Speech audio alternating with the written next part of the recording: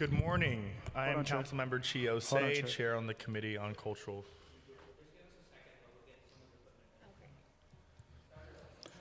Good morning and welcome to today's New York City Council meeting on Cultural Affairs, Library, International Intergroup Relations. At this time, please place electronic devices on silent or on vibrate mode. If you want to submit testimony, come to the Sergeant-at-Arms desk and fill out one of these witness slips. On the Zoom, if you want to submit testimony, you may do so at testimony@council.nyc.gov. Again, that is testimony@council.nyc.gov. Thank you, Chair. You may begin. Thank you so much. Part 2. Good morning. I'm Councilmember Chi Osei, Chair on the Committee on Cultural Affairs, Libraries, and International Intergroup Relations. Welcome to today's oversight hearing on Create NYC, the New York City Comprehensive Cultural Plan. At this hearing, the committee will also be hearing introduction number 590, co-sponsored by Carlina Rivera and myself, and referred to as Open Culture 2.0, but which will require the city to reestablish the Open Cultural Program, allowing the city to issue a permit to eligible art and cultural institutions to use outdoor space for cultural performances. As chair of the committee, I acknowledge how important this program was to our cultural community, providing artists and organizations with space to share their work with the greater community during a time when we needed the arts the most. I look forward to hearing from the cultural community later on in this hearing on their thoughts about this bill. Let me start by talking for a moment about Create NYC.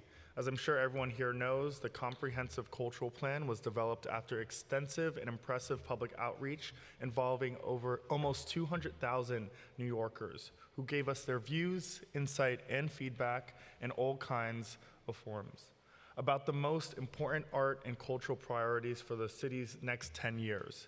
The 28 objectives and 96 recommendations that were part of Create NYC when the plan was launched in July 2017 were streamlined by the Department of Cultural Affairs, DCLA, into 5 objectives, 25 matching strategies, and 40 specific actions within those strategies in the 2019 action plan.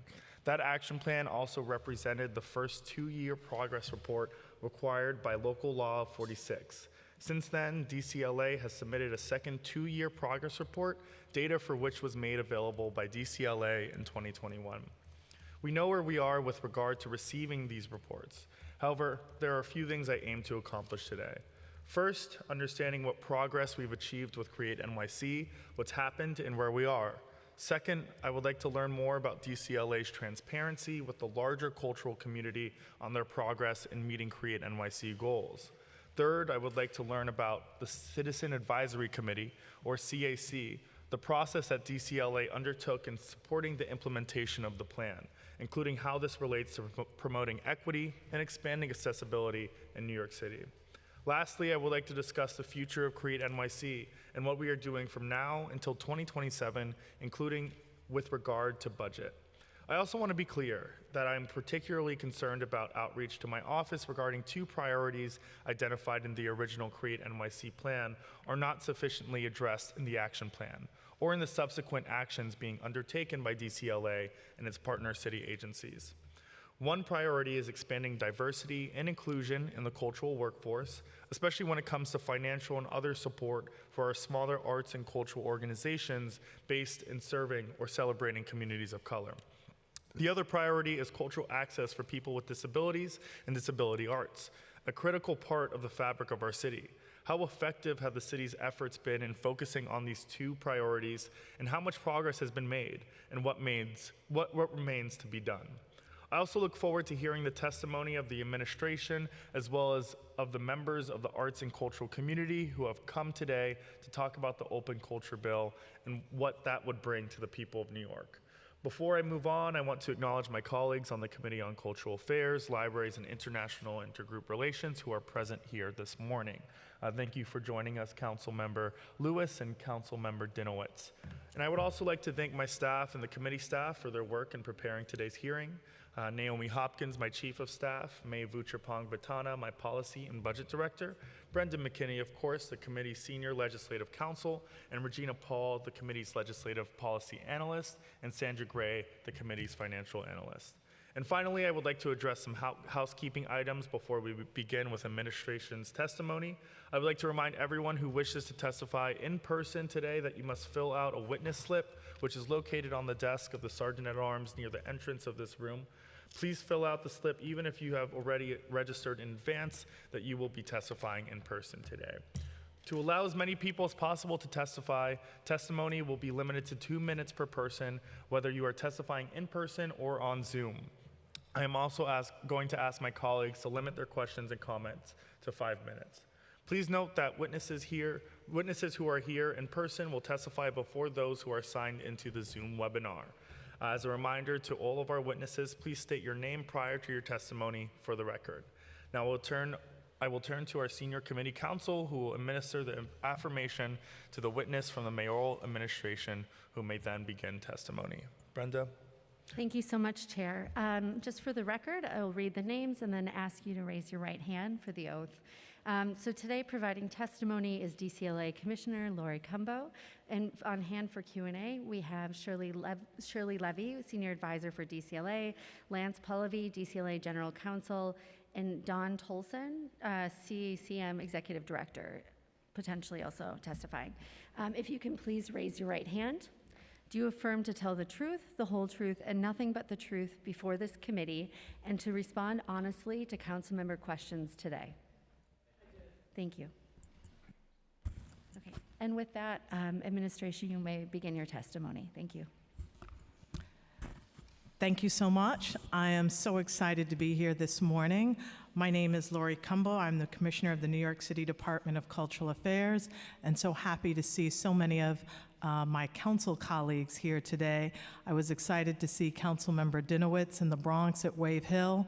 I was recently joined by Councilmembers Osei and Lewis at the I Will Graduate Performing Arts venue, and was proud to see Councilmember Hanif at Port Authority welcoming our asylum seekers with Little Amal. So we have been doing quite a bit of work together collaboratively, and I look forward to the future.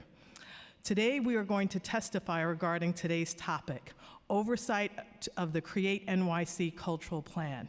I am joined today by a number of colleagues from DCLA and other partner city agencies, and I really want to thank all those that are coming here to testify, whether online or in person. Your input continues to be invaluable in strengthening New York City's cultural sector. I understand that this is the first City Council hearing to assess the reach and impact of the Create NYC Cultural Plan since it was adopted more than 5 years ago. Thank you for the opportunity both to offer testimony on behalf of the Department of Cultural Affairs, the lead city agency that drove the creation of the cultural plan, and to hear from the public and constituents about the plan. Create NYC was rooted in public feedback and engagement from the start, so a continued dialogue around its effectiveness and how we can together better serve its goals is critical.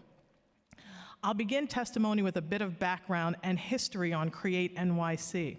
Law 46 of 2015, which as a council member I co-sponsored along with Councilmember Jimmy Van Bramer and Councilmember Steve Levin, required the New York City Department of Cultural Affairs to submit New York City's first ever comprehensive cultural plan by July 2017, just over 2 years from the date the bill was signed.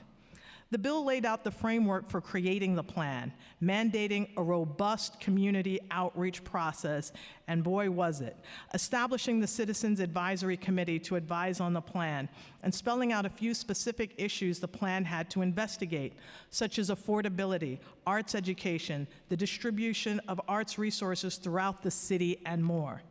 In October 2016, DCLA officially kicked off the public engagement process. For the next 6 months, working with partners across the cultural sector, the agency led an all-hands-on-deck effort to solicit New York's feedback on issues large and small in order to shape a collective vision for what our city's cultural community could and should be. It was such an exciting process with so many partners all across the city. This feedback came in many forms. The agency hosted major public workshops in each of the 5 boroughs, as well as over 50 targeted focus groups that investigated what specific groups wanted to see in the plan. NYCHA residents, LGBTQI, veteran and immigrant communities, to name just a few. Across all live and virtual spaces, more than 188,000 points of engagement occurred. As someone who participated in several of these feedback sessions and engagement events, I appreciated that this did not feel like a typical top-down input process where you simply submit your carefully considered feedback on a card, never to be seen again. These events felt lively and real, a testament to what can happen when power is truly shared with members of the community in shaping an agenda and a strategy. A number of groups and coalitions submitted formal proposals and research, including the NYC Artists Coalition, Dance NYC, the Disability Arts New York Task Force, and the Cultural Equity Group. Over 40 events led by community partners provided input as well, including a diverse set of cultural coalitions from Staten Island to Jamaica, to East New York to the Lower East Side, thanks to funding from the New York City Cultural Agenda Fund in the New York Community Trust. This was cultural democracy in action and showed the power of public and private partnerships. DCLA also commissioned a survey from the Siena College Research Institute, helping to ensure that the plan was broadly aligned with public opinion. Among other things, the survey found that an astonishing 97% of residents believe that arts and culture are important to the overall quality of life in New York City. It's hard to get people to agree on much in New York City, but the fact that so many people agree that art and culture is critical to our everyday life stresses and also is noteworthy and inspiring. Whatever our different priorities may have been, we could all work from this shared understanding that arts and culture are a critical part of our everyday lives. Create NYC was released in July 2017. Across nearly 200 pages, it laid out 92 recommendations covering the 9 issue areas required by the bill.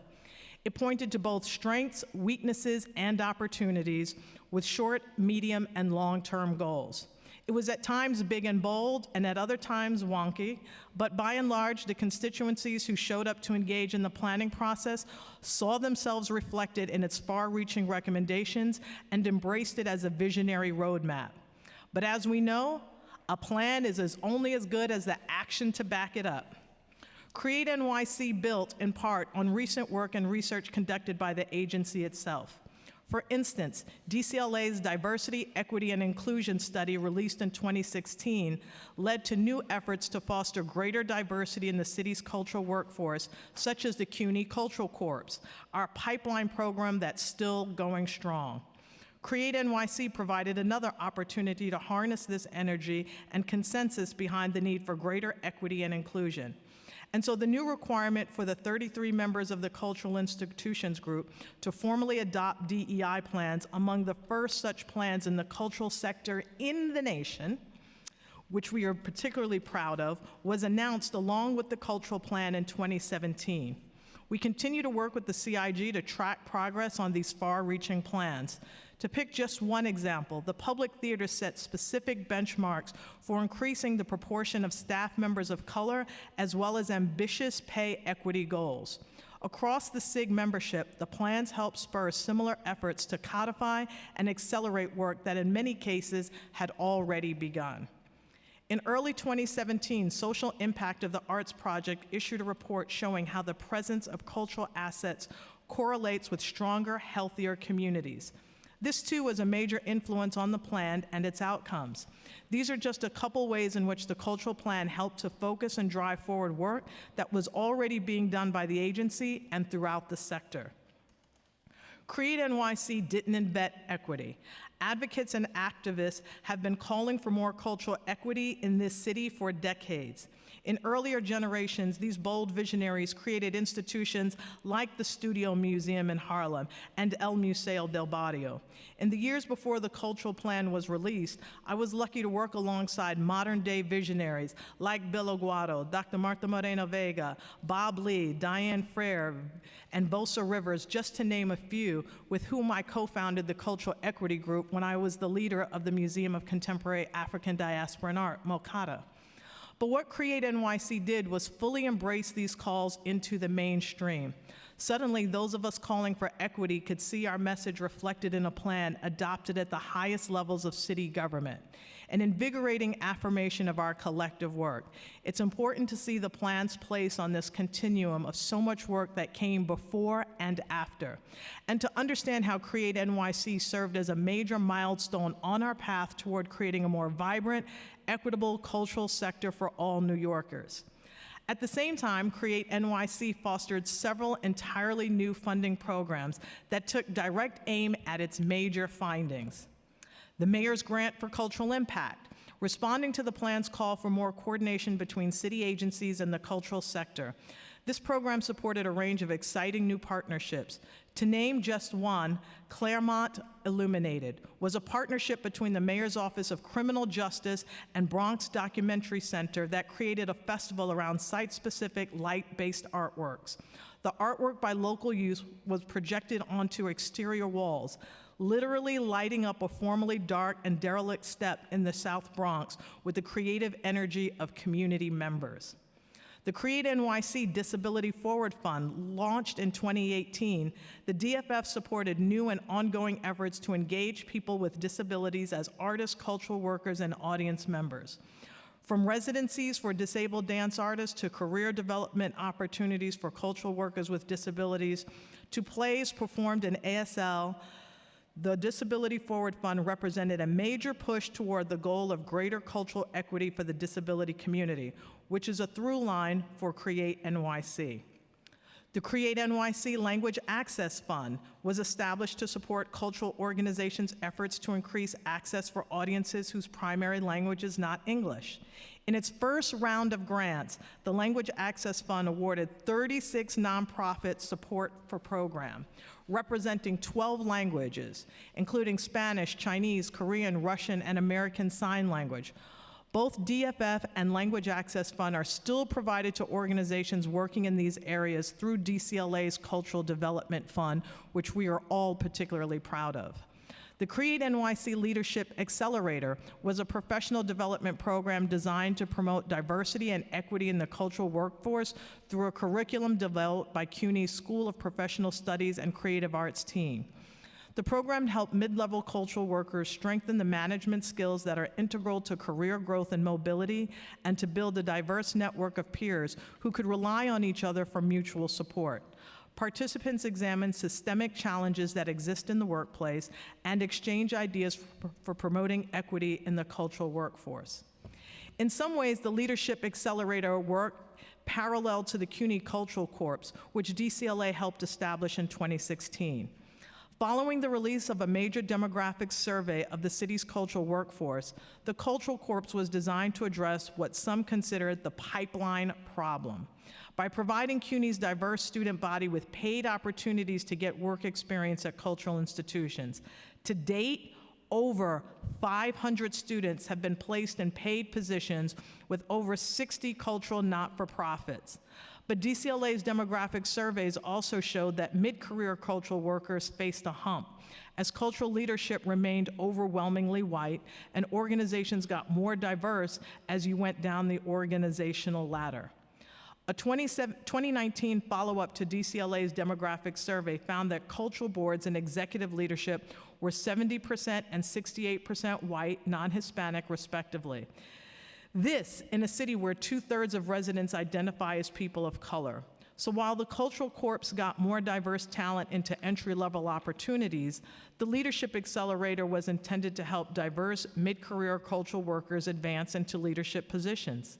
This also highlights the complex nature of defining what programs grew explicitly from Create NYC. The plan both launched new efforts as well as recommended expanding or reforming existing programs.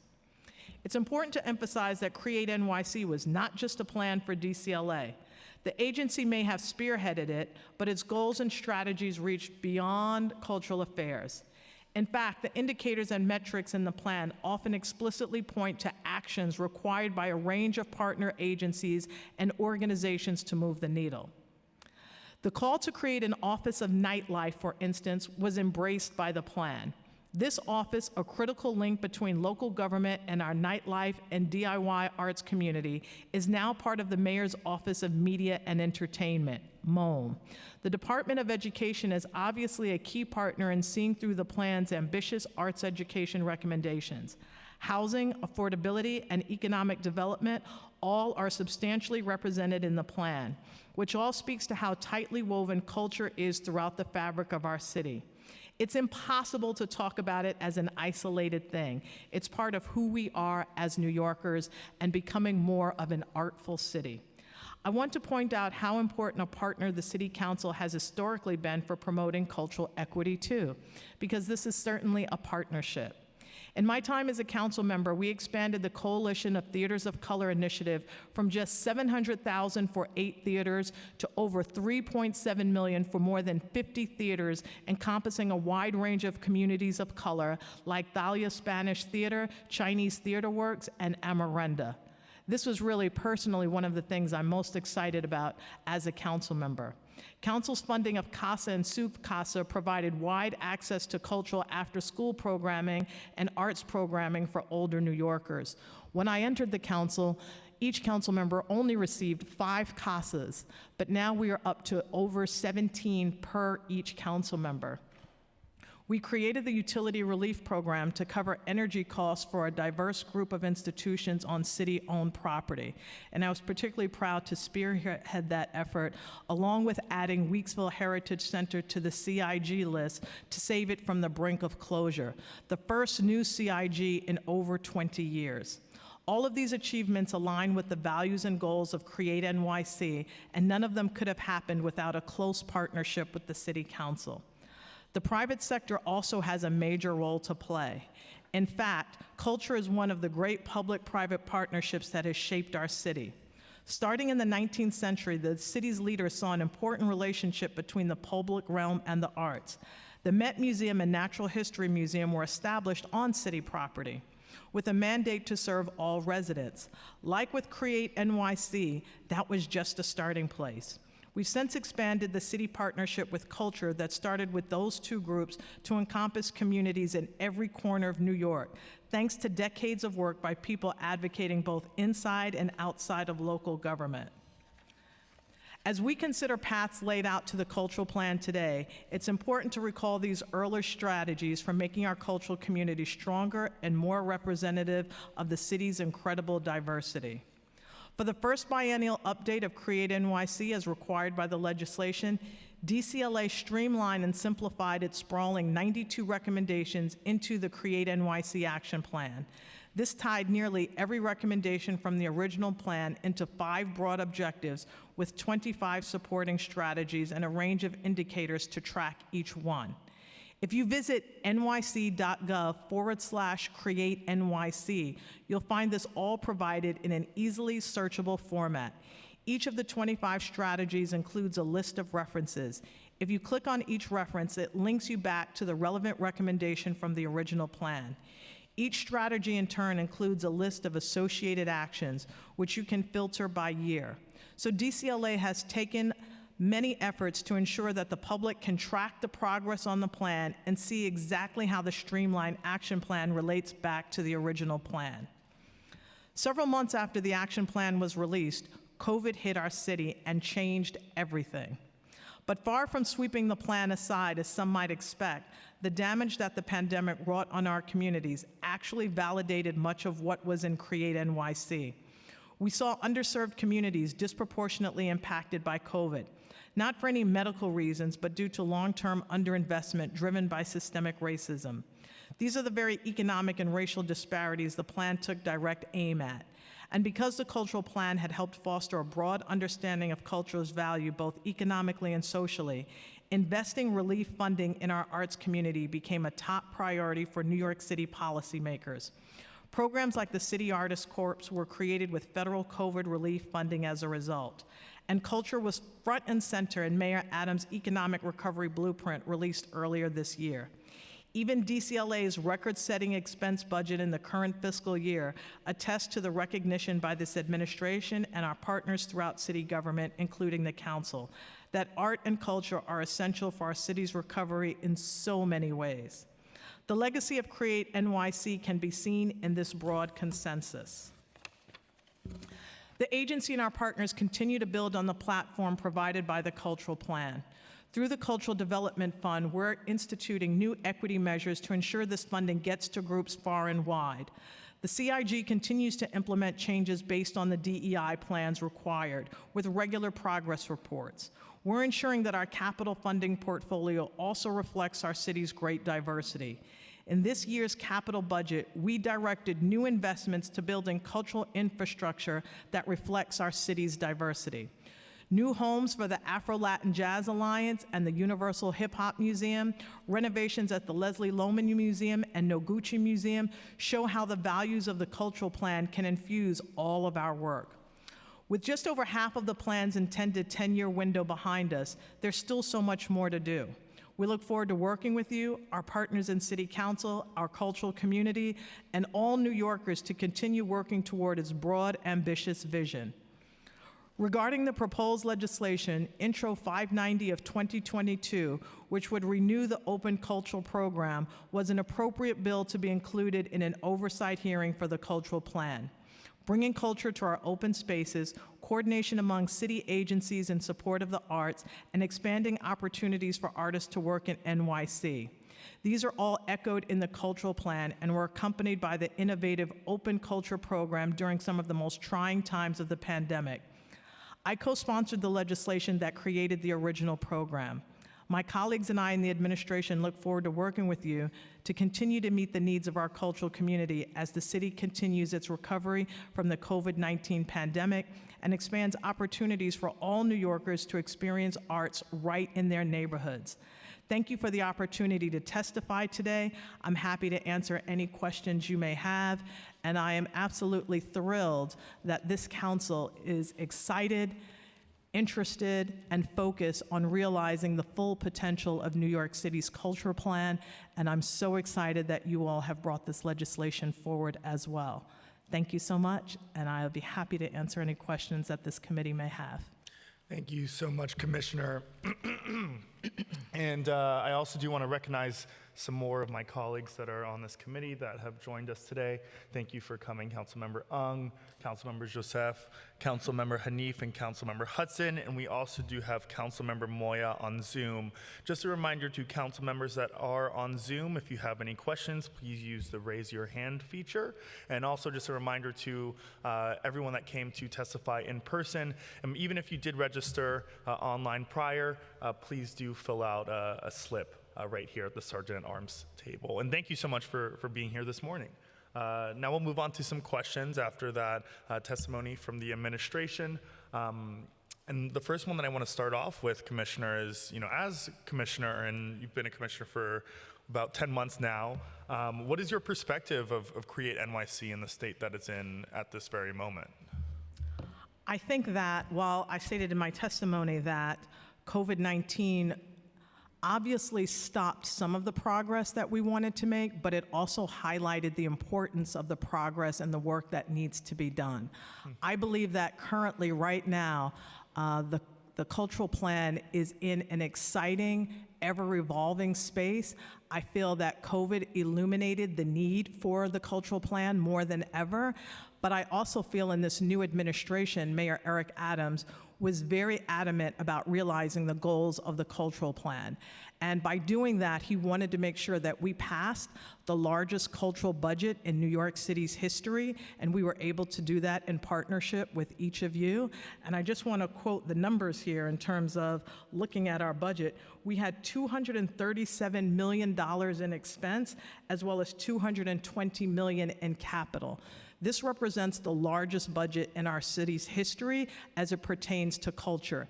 It also allowed us the opportunity to continue incredible programs that came about as a result of the cultural plan, such as the Disability Fund, as well as the Language Access Fund, and these were critical as a result of this level of funding and input.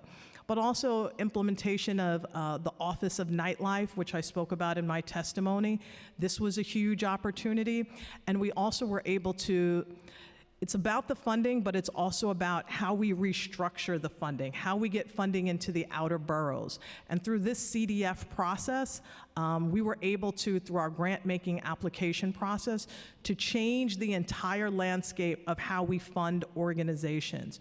We are now going to have smaller and mid-sized organizations receiving more funding than ever before. We're going to make sure that there's more funding in the outer boroughs. And as far as capital, as I spoke about, you are going to see in the next few years some really exciting projects in terms of the Studio Museum's new building will be coming online. The Hip Hop Museum in the Bronx will also be opening quite soon, along with the first ever building for the Bronx Children's Museum, which is coming up this month.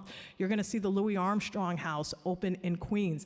These are opportunities for many organizations to either expand or to have their first permanent home, like the Afro-Jazz Alliance, the Afro-Latin Jazz Alliance. These are many organizations that systemically were not part of the capital process, but are now going to have world-class, state-of-the-art institutions.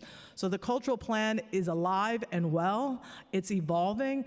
But I want to stress in this hearing, the cultural plan will really only be as successful as our joint partnership. So some of the initiatives that I mentioned in terms of either its creation or expansion also complemented the goals of the cultural plan as well. And would you say that the cultural plan, as it is efficient? Is the cultural plan efficient in terms of managing the expectations of the cultural sector of New York City? Yes. Well, there are over 92 recommendations, right. And if we went out into the cultural sector, we probably could come away with about 1,000 more. So there are so many more goals that people want to see reflected in the city of New York, but the cultural plan, again, is an ever-evolving document. It's always going to change. Diversity is not a place that you land at. It's ever evolving, and it's something that we always have to remain committed to. We always have to be doing the work. We always have to figure out new ways of reaching audiences that are underserved. We always have to figure out how we can utilize more public and private partnerships to reach those organizations and communities that have been underserved. So this is really an ever-evolving process that we all can do collaboratively and together.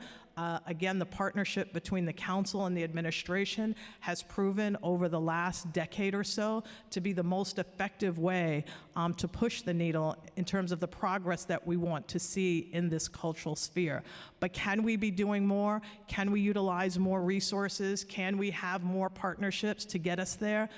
Absolutely, all the time, and I really look forward to working with everyone to figure out how we can bring greater diversity, equity, inclusion throughout our cultural sector, throughout the entire city, because we are really the global leader on so many levels in terms of the work that we do. The Language Access Grant, the ability to have a disability funding stream, these are revolutionary in New York City. The Sukasa Senior Program, these are programs that have set the stage for so many agencies across New York City, but also in the world in terms of the work that we're doing here. And is the agency working off of the 2017 Create NYC plan or the streamlined 2019 action plan? The 2019 Streamline Plan is really based off of the 2017 goals and recommendations. So we've streamlined them, but while we've streamlined them, it doesn't mean that we've eliminated them. We've more so categorized them so that we can better track and we can better view and we can better see, but also so that we can be more purposeful in its implementation. So there's not an elimination, there's more just a consolidation and a grouping so that we can more effectively see the recommendations.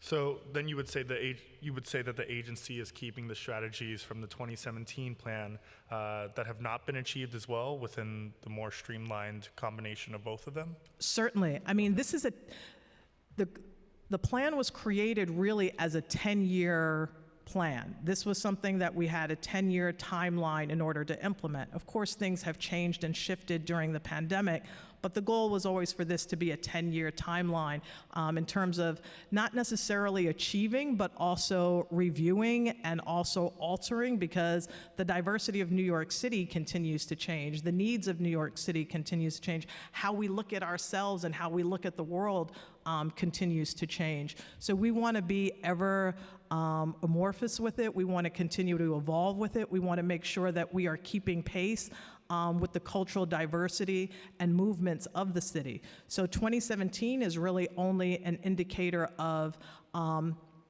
what the original foundation of the plan was, but in 2019 it's more streamlined so that people can follow more closely and we can also deliver on those deliverables. And can you maybe go more in depth in describing the process by which the agency created the 2019 action plan? Like how were the 14 indicators chosen, or how did you decide which of the 96 strategies from Create NYC would be referenced in the action plan? Well, I'm actually going to turn that over to Shirley Levy, who was actually right. in the Department of Cultural Affairs at that time. I've been here now for about 8 months, but I wanted to turn it over to Shirley, who could more adequately answer that question. Thank you.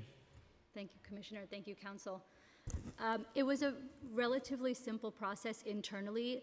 As the Commissioner said, we didn't eliminate any of the recommendations, but when it was time to develop a report for Council, we realized that there were a lot of redundancies in the language. There were redundancies in some of the recommendations, and in order to report more effectively, not just to the Council body, but to the sector at large, it just made more sense to consolidate them and organize them into sections. So if you look carefully at the action plan, you'll see that, that we do cross-reference them, so anyone who's concerned about a recommendation from 2017 is being eliminated can actually see the thread of how it arrived at 2019. So it was just a matter of reorganization and streamlining, but nothing was eliminated.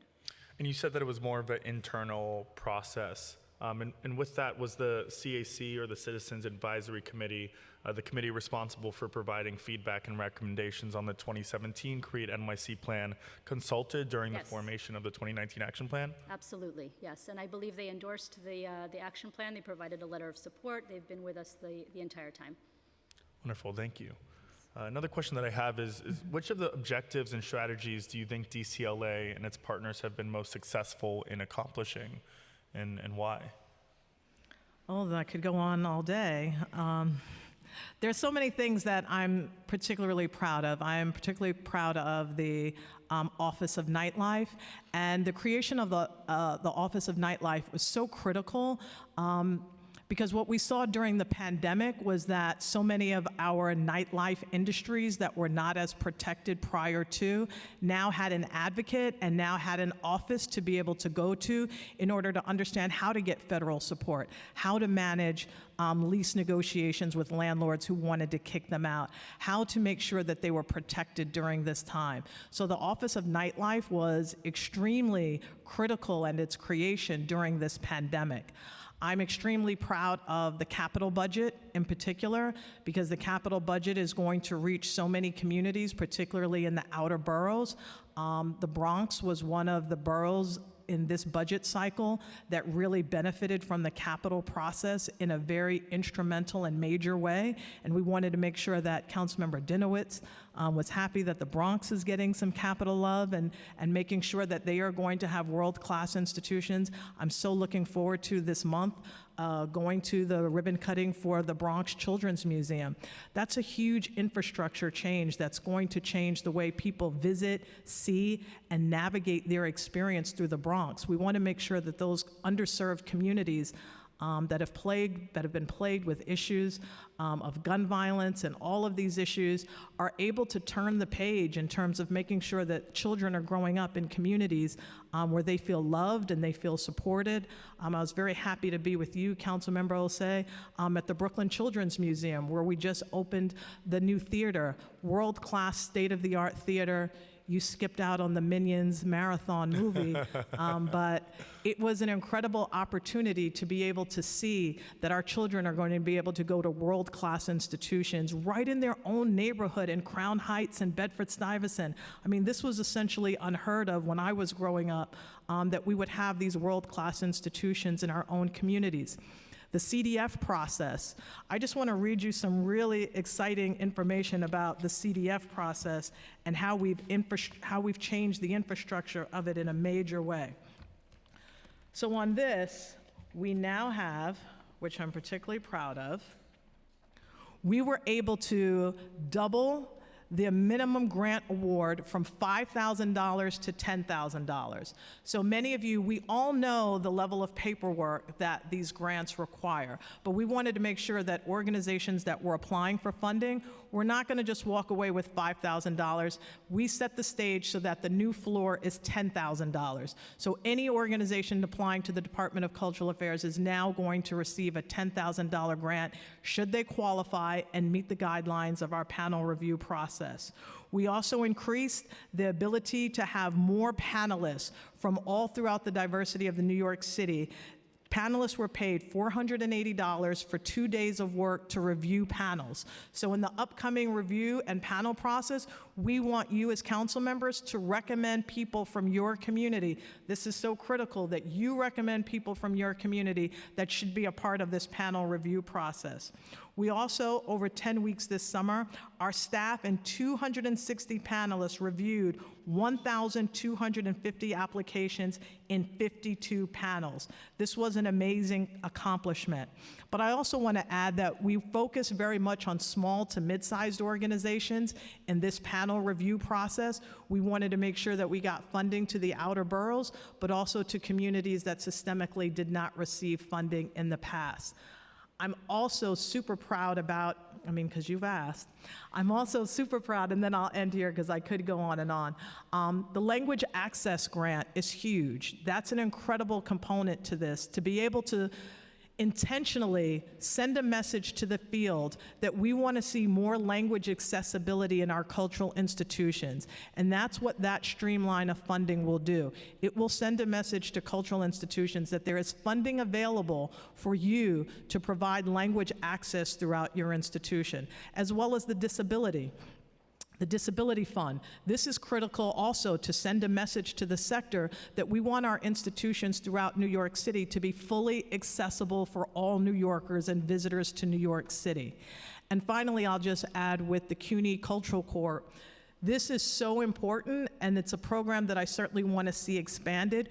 We have to create the pipeline, which this program does, in order to make sure that we're not just talking about diversity, but we are actually creating the pipeline to create the diversity. So we have to have individuals that are coming out of our educational institutions with internship opportunities, with the ability to learn, with hands-on mentors, but also the ability to be able to work in those institutions will create a pipeline so that we can have more diverse staff, that we can have those diverse board members. We can have the ability to have our programs and exhibitions more reflective of the city of New York when we educate our workforce about the critical components of cultural work, and the ability to have a sustainable internship provides that opportunity. Thank you, Commissioner. And I think you did reference the Language Access Fund, correct? I think the Language Access Fund you referenced in testimony stopped in 2019. And I wanted to ask, are there plans to reestablish the Language Access Fund, or is this part of the CDF? What is the status of that fund and the Create NYC Disability Forward Fund? It is actually a part of the CDF fund. Okay. So organizations have an opportunity when they apply for their grant to be able to select and to provide a description of the work that they're doing in their application. And I also wanted to add that as well, that our applications are all online now, which was something that was not done before. So the language access is a part of the CDF process, as well as the Disability Fund. And I also, we touched on COVID and its impact on the cultural community, as well as Create NYC. And as we all know, COVID severely impacted the cultural community, and additional programs and initiatives were created to address the issues artists and organizations faced during the pandemic. Does DCLA see these COVID-era programs and initiatives as part of the Create NYC plan, or are they separate initiatives that will be incorporated in a revision of the Create NYC plan? Can you reread this question section of the question? Yes. Does DCLA see these COVID-era programs and initiatives as part of the Create NYC plan, or are they separate initiatives that will be incorporated in a revision of the Create NYC plan? So the way we really look at the Create NYC plan is the Create NYC plan is not a siloed plan or program within the agency. We are fully committed in terms of diversity, equity, inclusion, which the cultural plan is based upon in every single thing that we do, in everything that we do. So it's not as if we look at certain aspects or certain programs as part of the Create NYC program and others are not. They're all a part of this dynamic where we want to see cultural diversity in every aspect of everything that we do. So language access, the disability fund, putting more dollars into our capital fund, expanding the cultural institution groups to include Weeksville. These are all interwoven together, and the programs that also the City Council does is a huge part of that. When you vote for programs such as the Theaters of Color and the expansion of SUCASA and the expansion of the CASA program, those we consider are all a part of the cultural plan and Create NYC. Your ability to recommend panelists to be a part of the CDF process, all of that is interwoven, and we certainly don't consider them to be siloed. Thank you. And which of the objectives and strategies, I know we talked a lot about many of the different things that you guys have been doing that have been wonderful, but what strategies and objectives do you think DCLA and its partners have been least successful in accomplishing? Least successful? Yes. I'm not accustomed to answering those kinds of questions.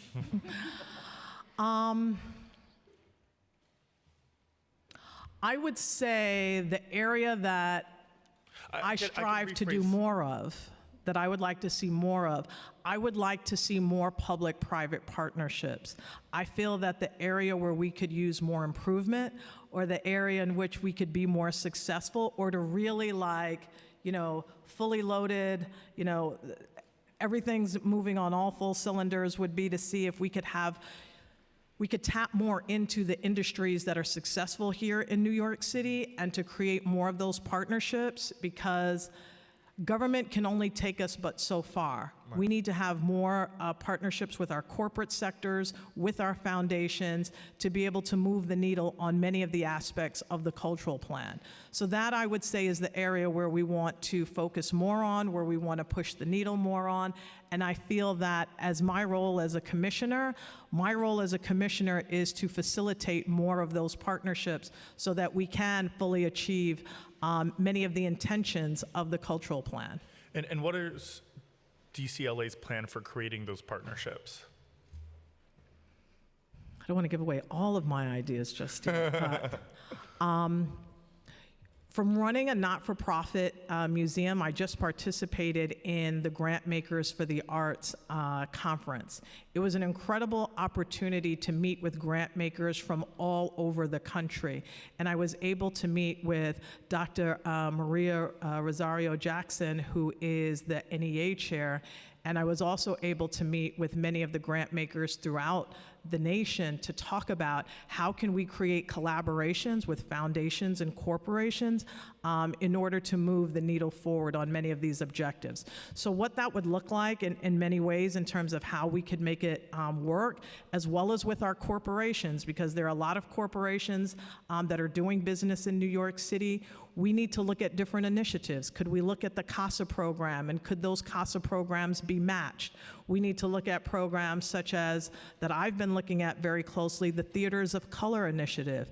How can we look at the Theaters of Color Initiative and that approximate $3.7 million and have a corporation or a foundation match that funding each year with what the council puts forward, and have it matched by a foundation or a corporation in order to provide more funding? Imagine we move the needle from 3.7 to like $7 million, and we're able to increase the amount of theater organizations from 54 to maybe 70 or 80, and to reach more communities. So it's really critical that we identify those foundations and corporations, and that we not see other sectors in the city, such as our corporations, so much as the bad guys or folks that we don't necessarily have relationships with, but we have to understand how resources are coming into New York City and how we can partner to make people more equitable, and understanding that everyone that's here in New York City has a role and a responsibility to contribute to the cultural sector in some way. We can't just allow foundations and corporations and development to happen in New York City without having a very honest and very real commitment to investing into the city of New York. Thank you. And I do want to continue conversations about these partnerships and how the council can engage on moving the needle. I do want to acknowledge Councilmember Rivera, who has joined us. But with regard to the budget, our office has also heard from many organizations that have suggested asking the new administration to adopt the 1% of the city's budget for culture and the arts. Is this something that Adams' administration is or has also considered? This was a huge conversation that we were having in the city council, and one that I was so much in the forefront of. In my conversations during the negotiations with Mayor Eric Adams, while we were not able to achieve the 1% in terms of moving the needle in that way, what we did commit to was the largest expense and capital budget in the city's history. So while we didn't make the 1% mark, we moved the needle in a major way in terms of passing this budget. And with each budget cycle, we hope to get closer and closer to achieving more investment in the city of New York. But it's always going to be a negotiation. It's always going to be looking at the different dynamics throughout the city of New York. But I believe with this last budget, this administration has demonstrated its commitment to seeing a larger, more robust budget throughout the city. Thank you. I do want to acknowledge Councilmember Farias. And then an additional question that I want to ask in regards to the budget is, we're hearing a lot about PEGs coming in the future budgets, and through the conversations happening around the country as well as within this council, we are expecting a budget shortfall within this next budget. From your perspective, how do you perceive these potential cuts and how they're going to impact the cultural community and Create NYC and everything that falls under its umbrella? Every agency throughout the city of New York right now is looking at cost-saving measures in order to make sure that we can preserve the viability of New York City. Our agency is not exempt from that process. We are looking at how to create cost-saving measures that are not going to impact the cultural sector in an adverse or negative way. We want to make sure that we look at this from a very strategic standpoint in terms of how can we support and keep our organizations as whole as possible, but also instructing them that they should start to also look within their organizations for cost-saving measures. What are things that they can do in order to better prepare for the future? So we haven't come up with a strategy as of yet. We're in negotiations with OMB. We're flushing out ideas to see how we can protect the sector while also recognizing that this cost-saving exercise is needed for the viability of New York City moving forward. Thank you, and I know you will, but please keep us all in the loop on what that's going to look like. Myself, the committee, and the entire cultural community of what these cuts will look like. Definitely. And where they will hit. I know we talked a lot about money, but other than funding, which is always needed, what support would improve DCLA's implementation of the actions and strategies of Create NYC and some of the work that you were doing? For example, it does not take money to streamline or rethink the CDF application, logistics and requirements, as well as what you have done in terms of bringing that application portal online. I think the number one thing that we can do, which we are already doing, is to work very closely as Commissioner of the Cultural Affairs with you, Chair of the Cultural Committee, CHA. The closer we work together, the more effective we will be able to be in terms of protecting the sector and moving forward. Also, the ability to work collaboratively to create those public-private partnerships will be really key and critical to realizing the goals of the cultural plan, and I'm really looking forward to being able to do that, to expanding that invitation and that desire to work together to the entire committee. Our ability to work together to identify priorities and needs in the communities that are most underserved will be the most effective way to do that, because we all have ideas, we all have ways to move the sector forward, and the more collaboratively we can do that, the better we will be. Thank you so much. And I do want to segue into Create NYC's benchmarks in terms of tracking progress and understanding, and again, tracking the progress you're discussing. Is the agency using benchmarks to know how you're doing compared to other years? Do you tie to the indicators and numbers in Create NYC to benchmarks internally? We don't necessarily look at the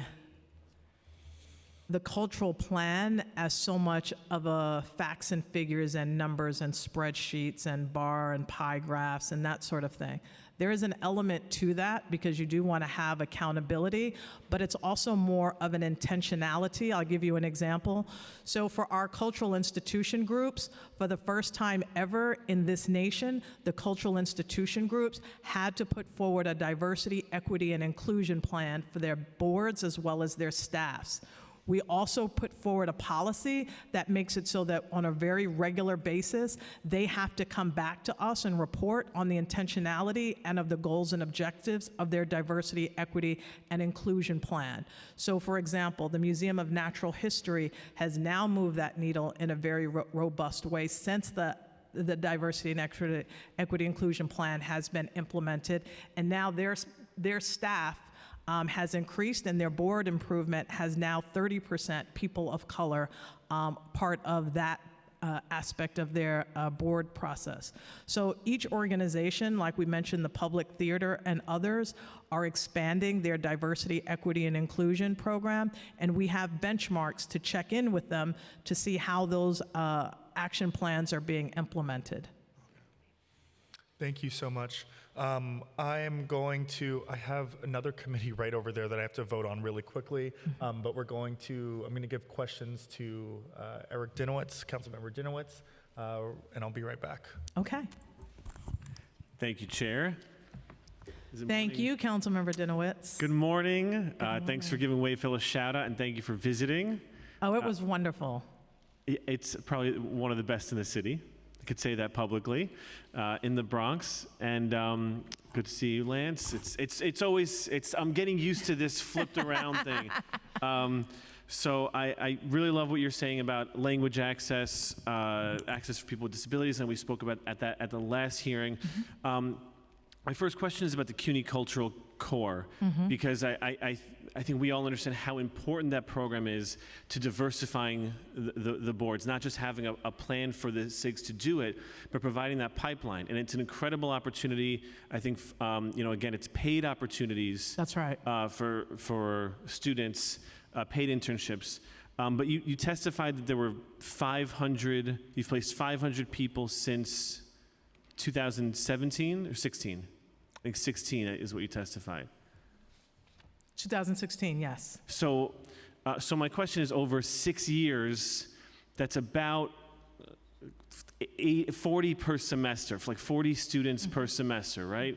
And for such an important program that has such an impact on the lives of our students, and also, I guess provides for the opportunity for our SIGs to really diversify their workforce and their boards. What efforts are being made to increase the number of slots for the CUNY Cultural Core? I am so glad that you asked that question and with such enthusiasm and a want to get it done kind of attitude, because that's really something that we can work on collaboratively. In the council, you have the ability in that way to financially expand the it's a money but the question is it a matter of because they're funding? Paid internships. Yeah. And so because they're paid internships, sure, we would, for as many thousands of students there are within the CUNY system, We would love to have thousands of young people be a part of that program, but as you know, as in here in the City Council and all across the City of New York, we have moved away from free internships, and so now because they are a paid program, I would say when I was in the council, I remember we passed in our budget the ability for students, I believe with a B average, to get a scholarship that was founded by former council member and speaker Peter Vallone. We were able to take that as a foundation to pass a scholarship program. I believe students would get a partial scholarship to attend CUNY if they have a B plus average. But I guess there is funding for the arts, and when you get down to it, the administration decides where the funding goes. So are there efforts to shift the balance more towards programs like CUNY Cultural Core and the, I forget what's called, the Leadership Accelerator, to provide those, again, opportunities for students to get paid, to essentially jobs, but also to provide that pipeline so that we have a more diverse workforce and more diverse boards? Is the administration able to shift funds to those programs to increase the number of slots at CUNY, regardless of what we fund in the council, right?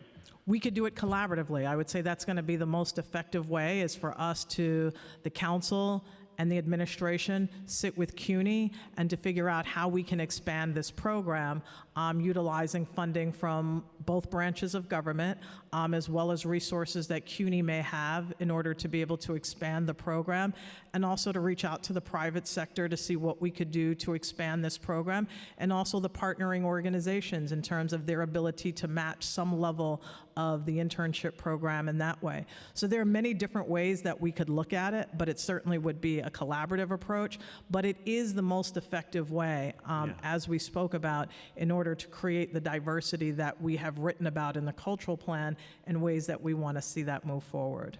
All right, well, you have my commitment to work with you on that. I look forward to it. Because it's such I think we all recognize how important that program is. My second question is about DEI. I'm just going to kind of spit it out as quickly as possible. You know, the DEI doesn't just include diversifying the workforce, diversifying the boards, but I think the training that employees get, I wasn't sure if that was, it wasn't clear to me that that was part of the program, the DEI training.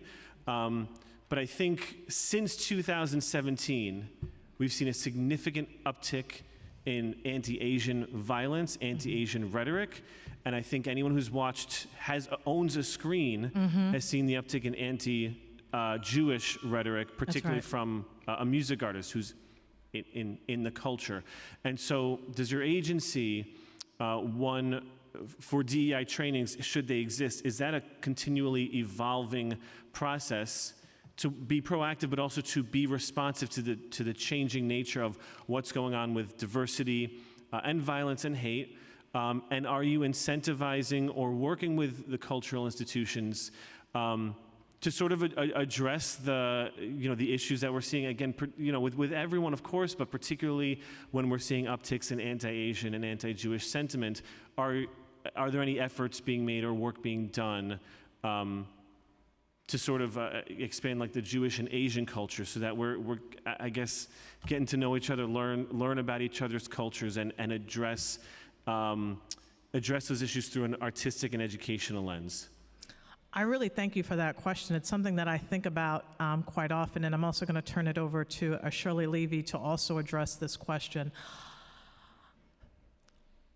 And I want to get a clarity question from you in terms of, is your question focused on, do the organizations that the Department of Cultural Affairs fund, do they have a mandate or a policy that we're asking organizations to implement in terms of how do your organizations address issues of hate? How do our organizations utilize curriculum or school tours or things to address issues around anti-violence among specific ethnic groups?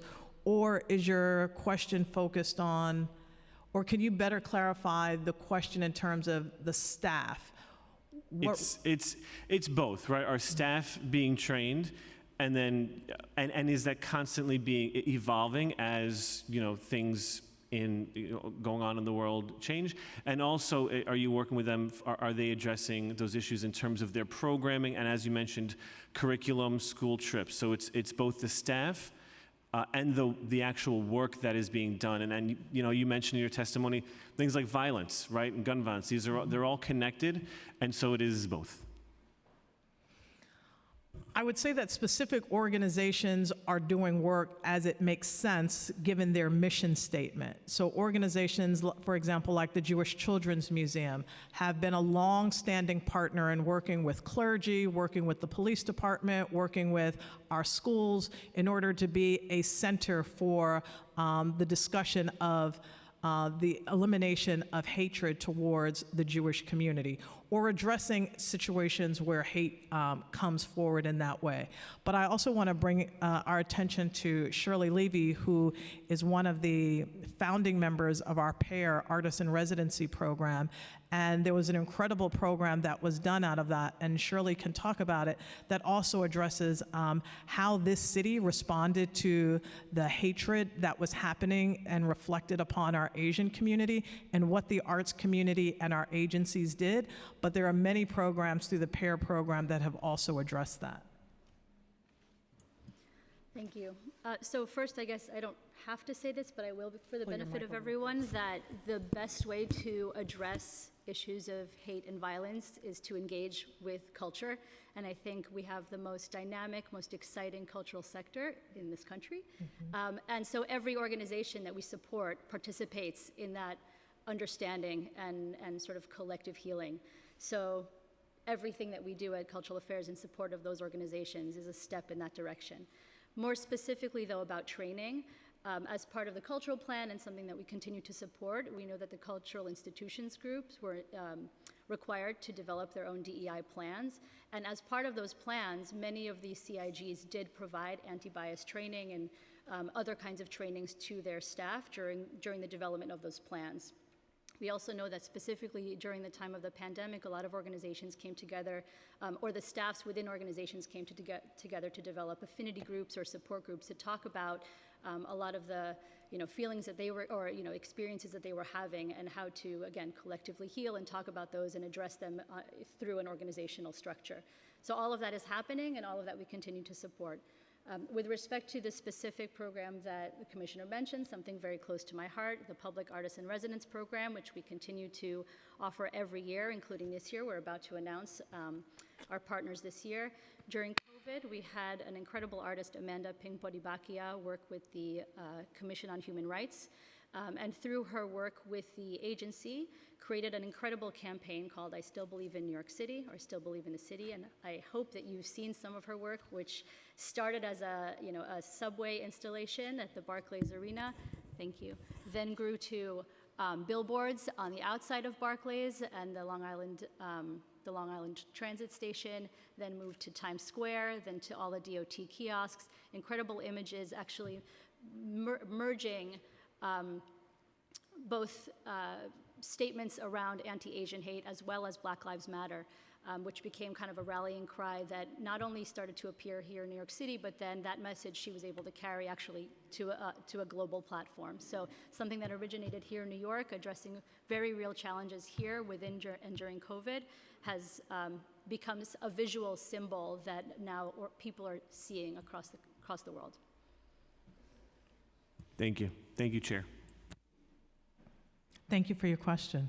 But I look forward to further dialogue and conversation around this, because our cultural community is empowered and has the unique placement to address so many of the issues that we are facing, from the Black Lives Matter movement to the sentiments around hatred of our Asian and Jewish community, and so many others that continue to evolve throughout the city, particularly heightened by the pandemic. So we look forward to continuing those conversations and finding real long-term strategies and how to utilize our institutions as that vehicle to bring people together in safe spaces, and utilizing the medium of the arts to have that level of understanding and exchange and dialogue that essentially eliminates hate, which is based so much in ignorance of the other. Thank you. Thank you so much, Councilmember Dinowitz. Councilmember Rivera?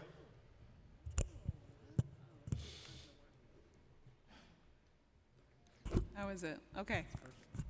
Well, hello there. Hello there. So nice to see you. You as well. Wonderful panel of people. And thank you for bringing up arts and culture as a part of public and community safety strategy. I think that's really, really important and something I know that my office and this council is doing. And of course, I've always said, and I know you agree, it's so important to our holistic well-being, especially when we look at a just recovery. So with that, open culture, you were a great advocate for it. I know you mentioned it in your testimony, and it was something where we, allowed our arts and culture institutions to sort of spill out into the street and repurpose these spaces and bring us some of the best live music and performances that we desperately needed. So I'll just ask a few quick questions about the bill. You said you're glad that we are hearing the bill today. Is the administration in support? Well, let me just first say this. I am so excited that you have reintroduced this, and there were so many different bills, legislation, funding priorities that we put forward in the last council that we were like, I hope the next council takes these on. So it's really an honor, and I'm so excited that you are excited about the Open Culture Program. This was something that I championed at the height of the pandemic because we wanted to bring art and culture to every corner of New York City, in every neighborhood, so that people could enjoy art in their own backyard, wherever they are in their neighborhood, to be able to experience it. So this is something that the administration supports as well, in terms of the idea that every community should be able to experience art outdoors, in their home, in their community. And we certainly want to work with you, and we want to work with the council to realize the vision of having art in all of our communities, and for it to be accessible, and for organizations to recognize that they have to bring art and culture outside of their beautiful, state-of-the-art, spacious spaces. We've got to bring it in both places. It's got to be indoors, it's got to be outdoors, and it's got to be everywhere throughout the city. So we are excited. We look forward to working with you, and we are looking to experience art and culture with you in your neighborhood. Yeah, I agree. I found when we opened our streets to people, we learned they could be our stages, community centers. They turned out to be our restaurants, our playgrounds, classrooms. And so I know we've learned a lot of lessons since then in trying to create a permanent version of this, and I'm excited to work with your office on it. Under the temporary legislation, arts and culture institutions, entertainment venues, they could apply for an open culture permit from the Street Activity Permit Office for just $20 to host an event at one of the 200 locations citywide. So does the administration have data that estimates how many New Yorkers have participated in the Open Culture program to date? Is that quantifiable? We're going to call someone forward who's going to be able to answer that question more specifically.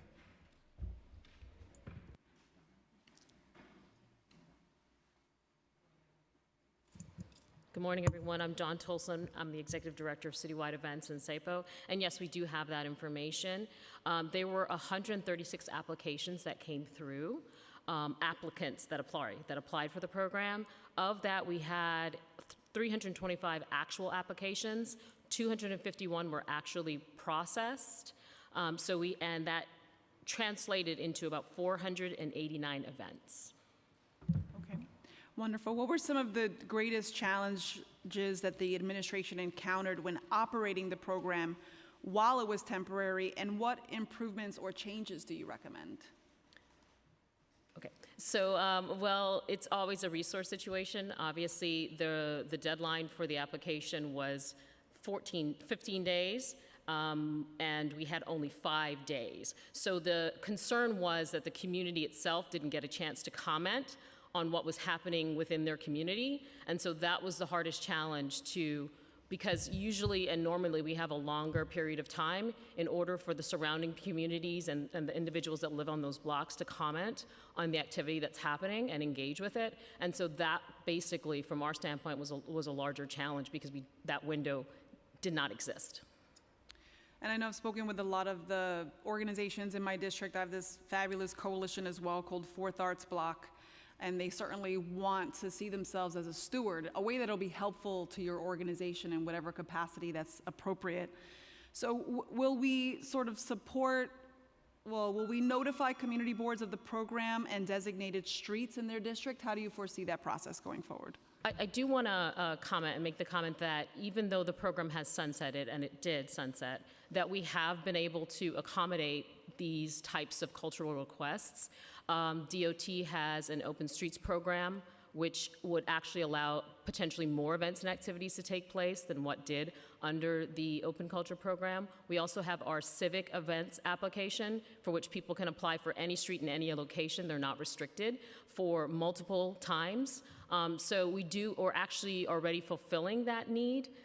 We found ways to ensure, and we've actually put this more prominently on our website. It's basically things that we were doing, some of the things that we were doing previously, but kind of were not explained fully or made easily accessible. We've made it a lot more accessible for these cultural organizations to do that. We've also encouraged them to partner with entities and institutions that are already within those neighborhoods, because that's key for us to make sure that even as these are happening, that they're a part of the neighborhood and they fit into that community.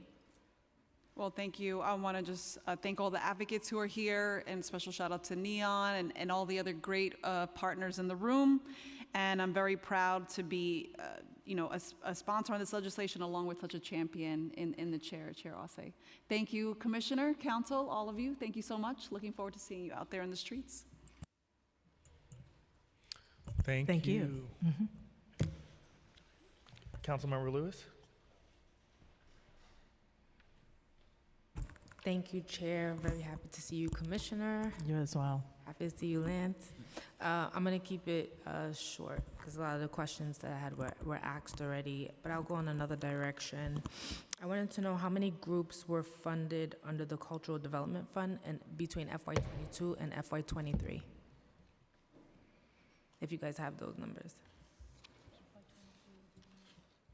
We're going to actually announce, I don't want to ruin our exciting press release and press conference that we're going to put out, but the CDF organizations,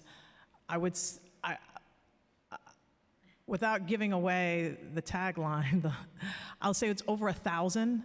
We had more people apply than ever before in our city's history, and so our goal in many ways was to fund as many, okay. It's going to be released soon. It's going to be released soon. All right. So All it's right. coming soon. It's All coming right. soon. I wanted to see what those numbers look like, but we'll see it. And I'm pretty sure it will be an astronomical amount compared to what we've received in years past.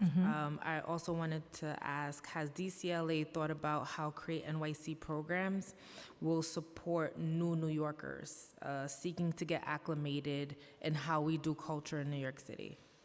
That's a phenomenal question because, as we all know, that's a very real issue for New York City right now, especially with our asylum seekers and many people that are coming to New York City for the first time. Right.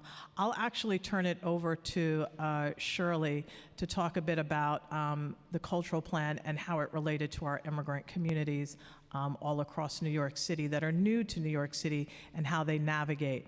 Of course, our language access program is the most obvious go-to, as well as the cultural immigration fund that the City Council is supportive of, but I'll turn it over to Shirley for a little bit more in-depth there.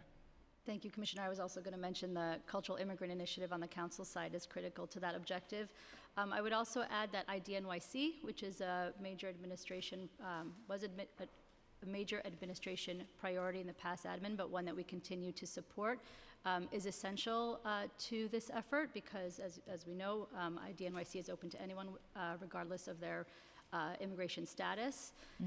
And we have a very strong partnership between IDNYC and the cultural sector to offer membership benefits or other cultural benefits so that anyone who comes to New York City can also feel like they belong at and that the cultural institutions belong to them.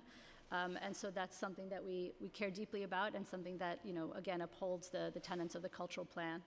And then I guess I just want to also say that a lot of our cultural institutions do this work already, and what we do through CDF by funding these organizations is to support programs that support immigrant populations and communities, including new New Yorkers. So, for example, if you take Little Amal at the St. Anne's Warehouse, right, it was a huge organizational push for this organization, but also was a huge collaboration with the city, and not just cultural affairs, but with a lot of other agencies, including yours, that had to get behind this effort.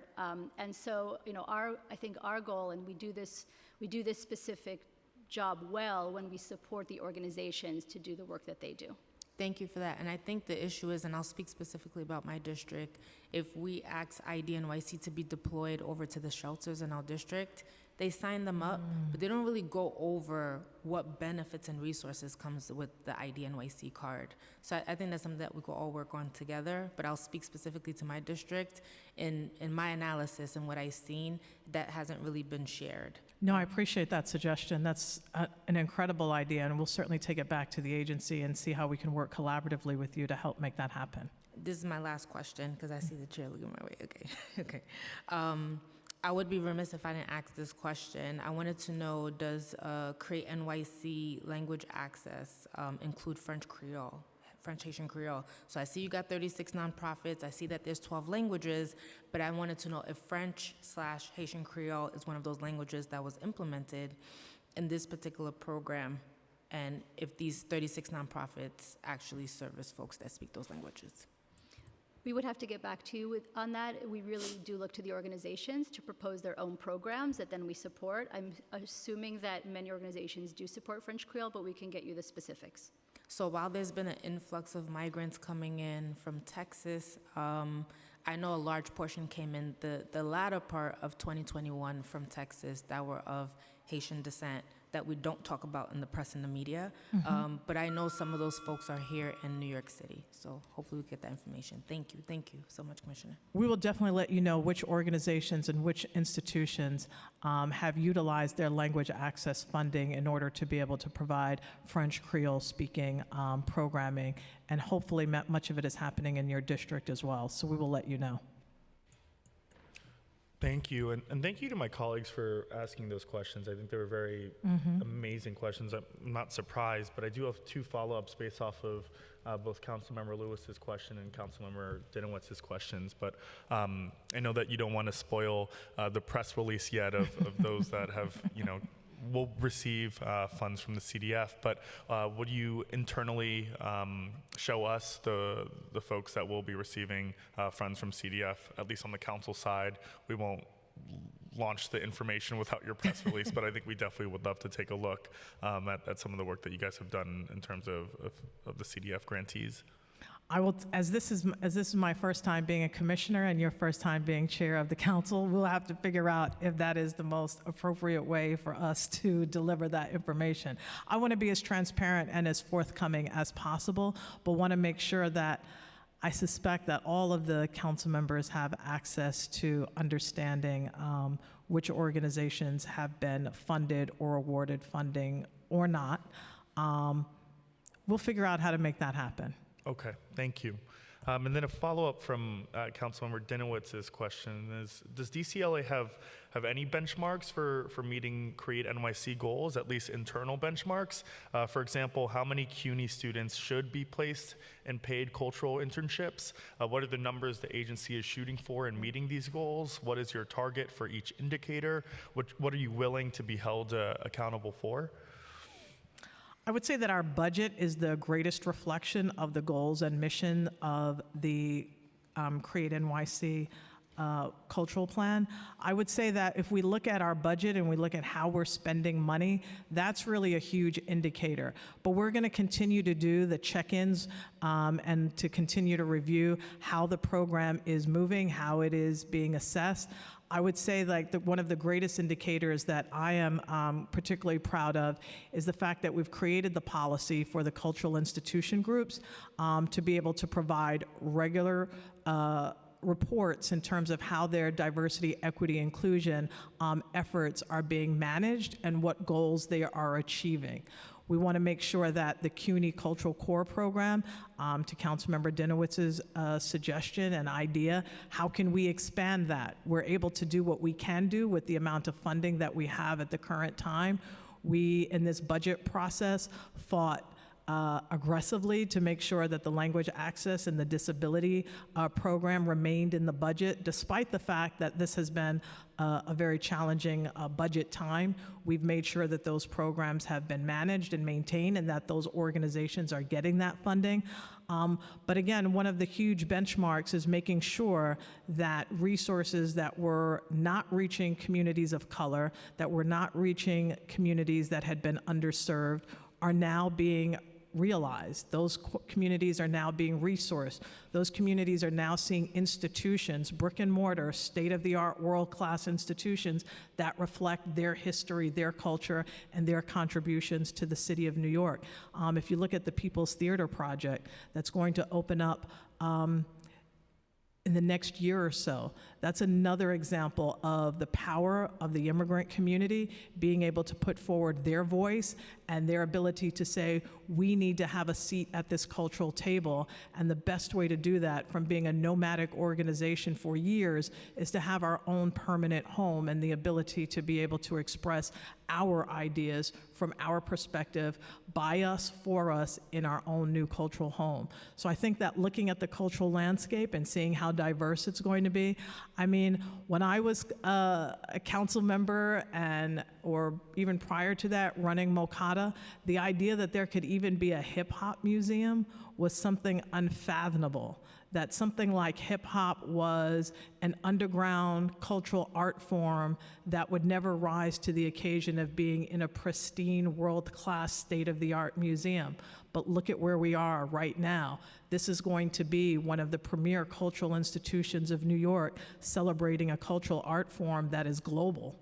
And I think that those are examples of showing the diversity of the cultural plan.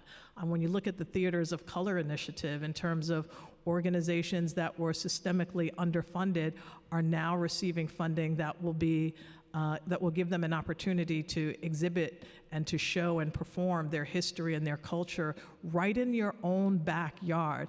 I mean, you're in Bedford-Stuyvesant. The fact that people can just walk down the block and to go to the Billie Holiday Theater for an incredible program is phenomenal.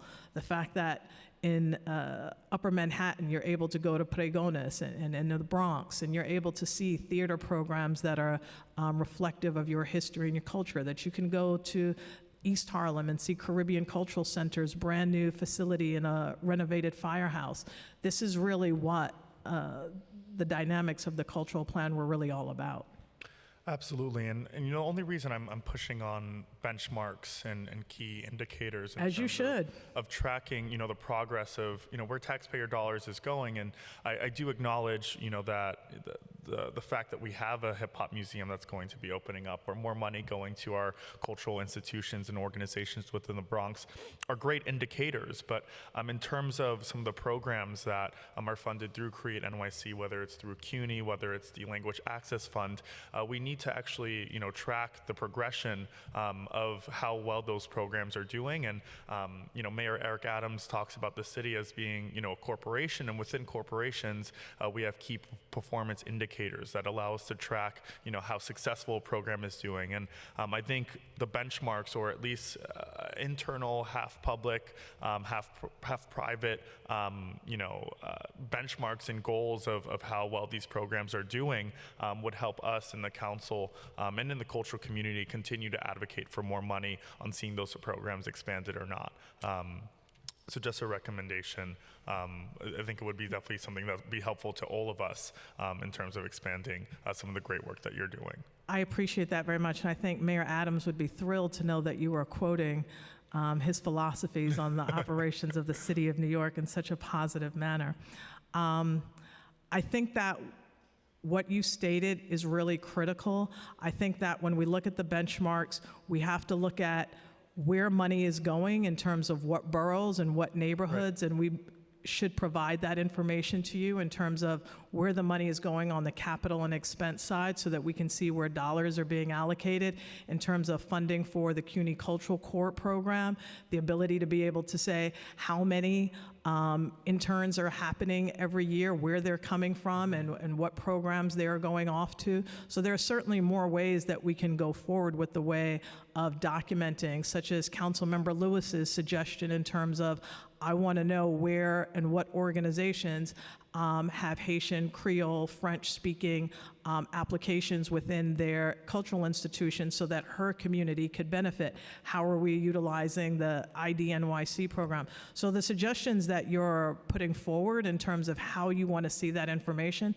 is helpful to us as an agency, and we're certainly going to take that back in terms of finding and providing more ways to quantify the success of the program that we know is happening, but as you stated, you want to see it more in benchmark formats. Some of that is going to be in that format, but also, as I always say, everything that counts can't be counted.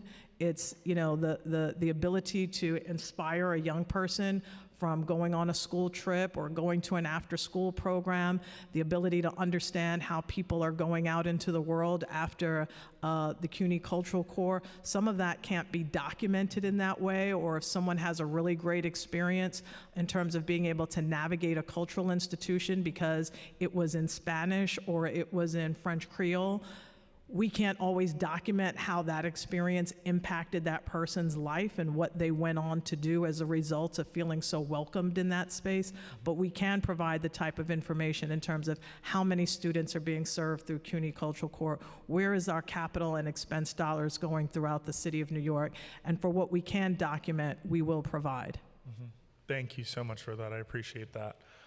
During the launch of Create NYC, former Mayor Bill de Blasio announced an $18.5 million allocation for initiatives or funding for the art and cultural sector. How much of this allocation was used towards the goals outlined in Create NYC? Give me a moment on that. Okay. One.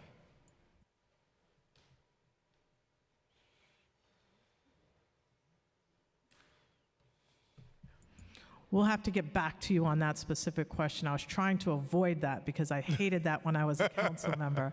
But we will certainly get back to you on that number and provide the specific information that you requested. And just to, you can take note of this when getting back to us, but follow-up questions were, has the entirety of this funding been spent? And as well as, if not, where is the rest of the funding being allocated to? Got it. Thank you so much, council member. According to the cultural community, they are unaware that this plan is still in effect.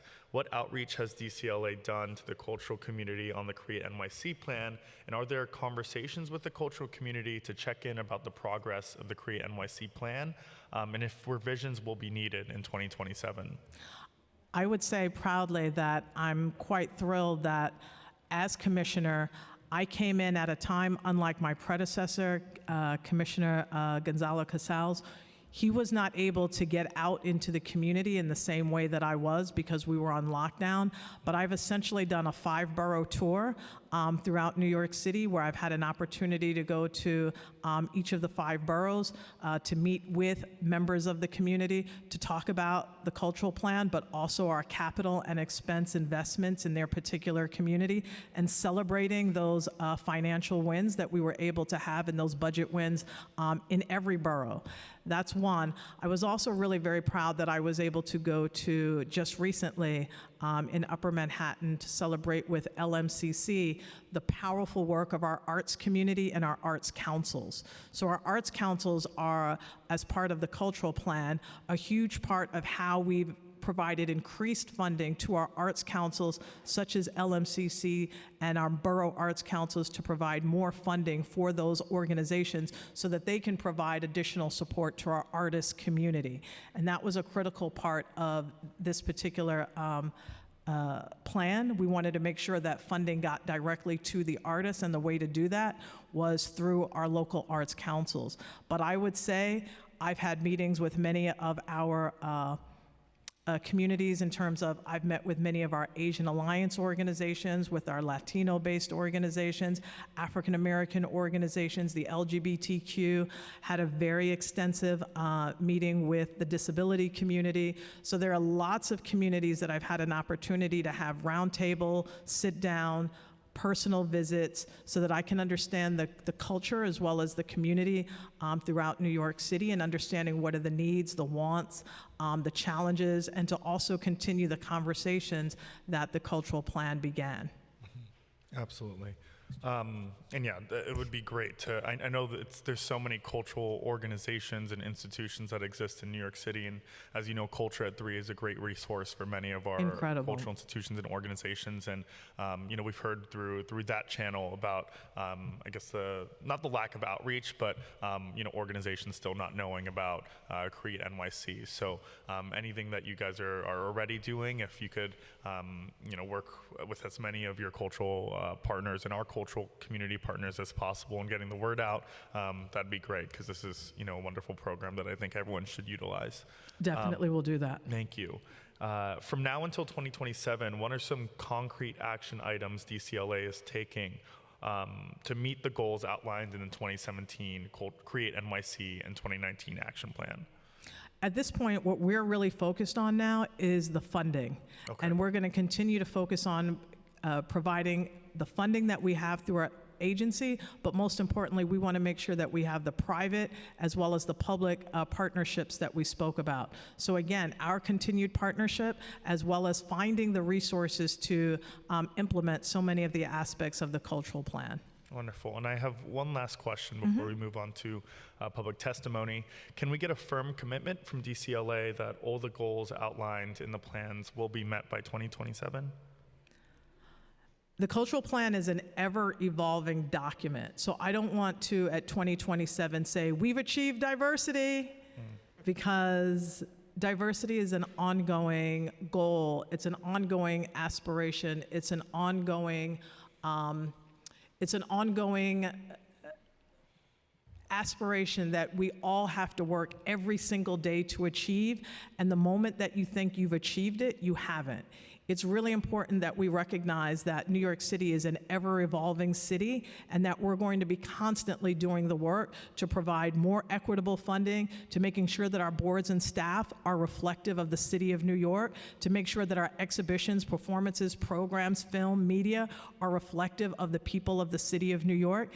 And that's an ongoing issue, as well as making sure that resources and dollars reach every corner of New York City. Will never be a done, we did it, on to the next set of business. This is going to be an ever-evolving goal that is never going to end. Once the cultural plan in 2027 is completed in that time year frame, that plan will have evolved in order to achieve higher levels of evolution and diversity and equity and inclusion. How people define themselves and how people see themselves in this city is going to continue to evolve and change. And the terminologies, the languages that we use to describe ourselves is also going to evolve. So we're going to make sure that we continue to work hand in hand to make sure that these goals are, that we are committed, that these are lifetime goals for the city of New York. And while I do agree with that, do you think that there are some goals that are not ever changing, that are more concrete? For example, some goals could get to, I guess, that you have could be completed by 2027, and then there could potentially be a new plan created to achieve, I guess, whatever has changed in our society for us to strive towards. Does that make sense? I would say, like, if we set a goal to say that we want to have 1,000 CUNY Cultural Corps students by the end of 2027, if we made an arbitrary goal like that, sure, we could make goals like that to say that we want to have this many students impacted by the program. We could make goals in terms of saying we want so much funding by percentage to go to so many different boroughs by X, Y, and Z date. We could do that, but at the same time, we recognize that those benchmarks will continue to evolve and change, because we're always going to want more, and we're always going to require more funding and more resources in order to achieve our goals. But I would certainly say that partnership, again, is really the key to achieving what we want to see in this world, and really documenting and providing information for this council, as well as the sector and the field, on the successes that we've made and the ways that we have pushed forward the arts and cultural sector. All right, thank you so much, Commissioner. Thank you. Honored to testify before you today. Thank you. All right. Okay, thank you so much to the administration. This concludes the administration portion of the hearing. We'll now move to public testimony. We will be starting with in-person panels first. So I will read the names on the first panel. If those individuals can come to the dais, we'll just take a couple minutes to transition. The first panel will be, and apologies for any pronunciation, Katrina Prulu, Damian Merrick, Lyndon Sylvester, and Andre Whitehead. Thank you again to the Commissioner and DCLA, and thank you to everyone here.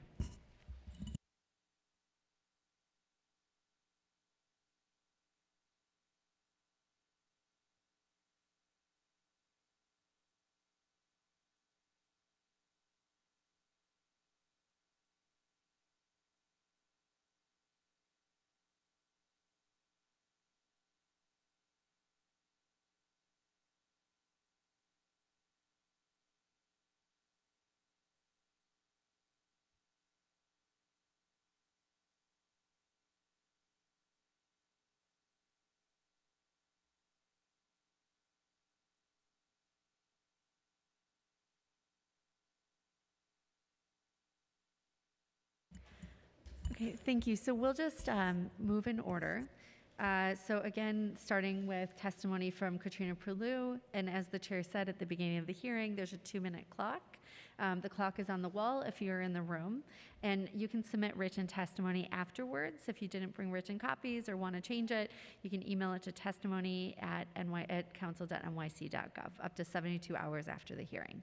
So the first witness is Katrina Prulu. You may begin your testimony when ready. Thank you.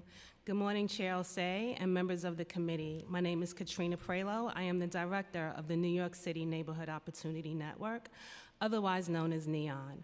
I'm here today to speak about the impact that access to the arts and culture has on underserved neighborhoods and its effectiveness as a vehicle of transformation, particularly for justice-involved people. I also want to briefly highlight some of the NEON's arts and culture opportunities, including Freeverse, the Made in New York Animation Project, Neon Photography, and Neon Arts. The NEON comprises a network of resource hubs strategically located in 7 New York City neighborhoods that have disproportionately impacted by the justice system: Bedford-Stuyvesant, East New York, Brownsville, Jamaica, Harlem, the South Bronx, and Northern Staten Island. These neighborhoods are home to large numbers of people on probation, the majority of whom are people of color. Through this nationally recognized model, New York City Probation provides resources, programming, and opportunities in partnership with community residents and organizations.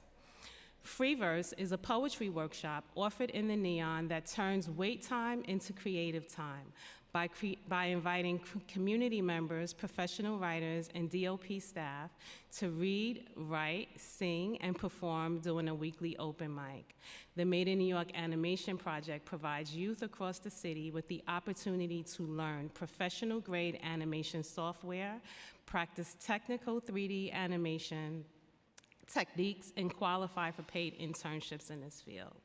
And our Neighborhood Opportunity Network photography program also provides professional training in the history of photography, technical skills, and the art of visual storytelling, resulted in paid opportunities. I see I have 3 seconds left.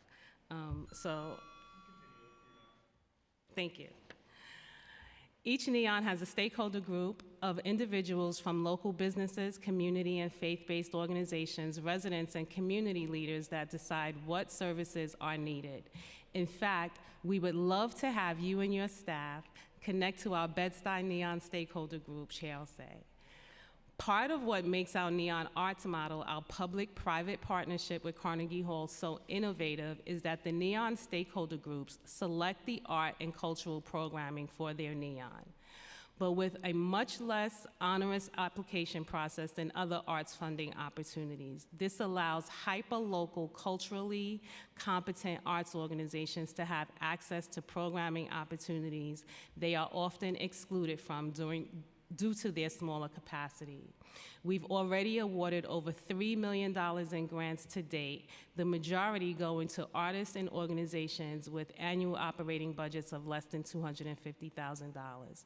Thank you to the City Council for supporting this program as a part of the Speaker's Innovation in Criminal Justice Initiative, especially to Criminal Justice Committee Chair Carlina Rivera, the former Chair Keith Powers, as well as to Council Members Stevens and Hanks for your district support, allowing for the increased arts opportunities in the South Bronx and Northern Staten Island, respectively. This year, the Neon Arts Finale is on Friday, November 18th at Carnegie Hall, and we would be honored if you could join us. I also want to thank Chair Osei and the DCLA Commissioner Cumbo for championing the impact that arts and culture has had on crime reduction. As you know, the social impact of the art study showed that arts and access and cultural opportunities in underserved neighborhoods of New York City using a network approach, these are their words and not mine, had an 18% decrease in serious crime rate. This proves that art and criminal justice are connected and that holistic community corrections and arts equity strategies must include increased access in the arts for justice-involved people and their communities. Thank you again, Chair Osei, and members of this community for the opportunity to testify about the important and innovative arts and cultural programs offered through the Neon and their role within New York City's cultural landscape. I am happy to answer any questions you may have. Thank you so much for your testimony. The next person on the panel will be Damian Merrick. So there's a 2-minute clock, and we have a bunch of panels if you guys. All right, thank you so much. Good morning, everyone. My name is Damian Myrick. I'm the director for the Next Steps Mentoring Program for at-risk youth in Boulevard Houses. I'm also the co-chair for Neon Arts in East New York. The Neon program has done wonders for the residents of this community. Let's start by saying Neon Arts has provided the youth the power to select which programs come into their community via a voting process. Those programs selected have allowed the youth to obtain tangible skills that they can utilize through the course of their life, in addition to giving them a sense of pride in their community.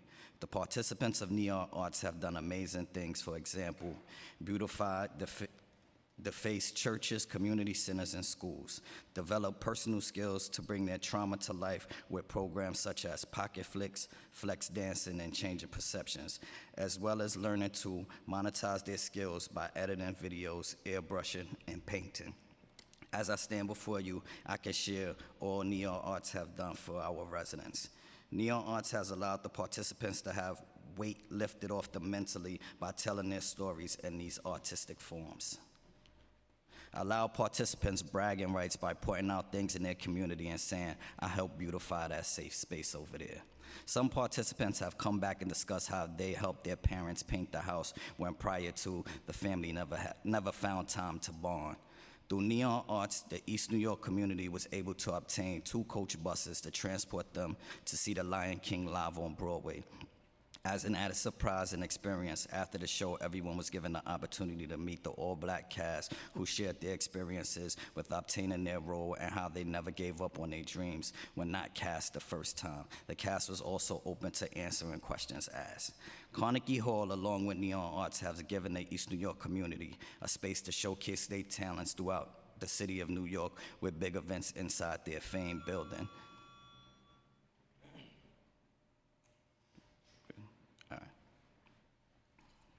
You can continue. You can I finish could your continue. I testimony. only have one more part in it. The amount of joy Neon brings to the East New York community is unmatched by any other organization in the area. I could go on and on for about the East New York partnership with Neon, but as you can see, I only have 2 minutes. Thank you all and have a great day, and thanks to Neon Arts. Thank you so much. The next person on the panel is Lyndon Sylvester. You may begin your testimony when ready. Hello, everyone. Good morning. My name is Linda Sylvester, and I am the Program Outreach and Administrative Support Specialist for the Animation Project.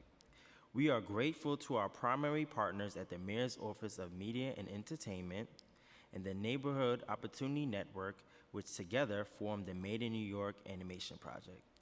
The Made in New York Animation Project is a nonprofit art therapy, education, and workforce development program that teaches digital animation skills and provides a career pathway to the animation industry for young people at the Neon locations throughout the 5 boroughs and participating schools in the Neon neighborhoods.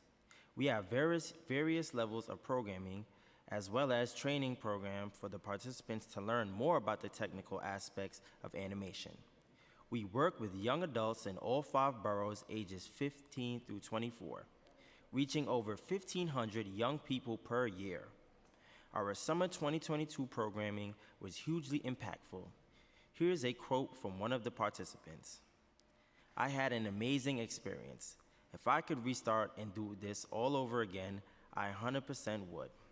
I learned so much about self-care and how to take better care of myself and start putting myself first more often.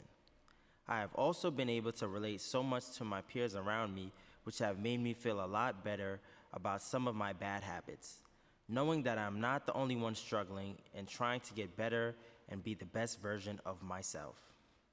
The Made in New York Animation Project also provides a safe space for young adults to come and share their stories without being judged. During COVID-19, the programming was only offered virtually, but recently began in-person groups again. One previous participant from the South Bronx Neon, Mauricio, returned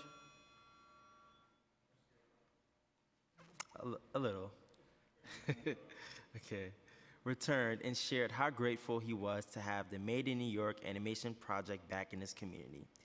He said that he didn't have a space where he could come and share his creative ideas and how much he values this partnership for providing that space.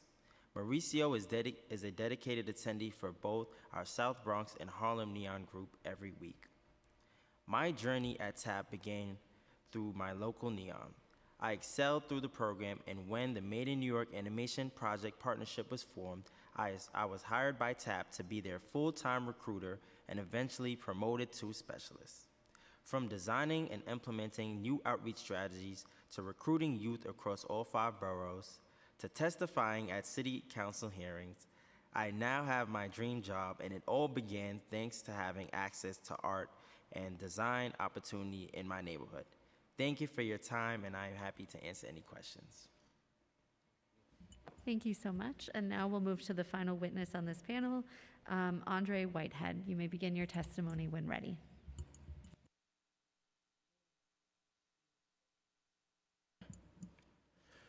Good morning, CHA and members of the Cultural Affairs, Libraries, and International Intergroup Relations Committee. My name is Andre Whitehead, and I am the Assistant Director of the Neon Photography Program.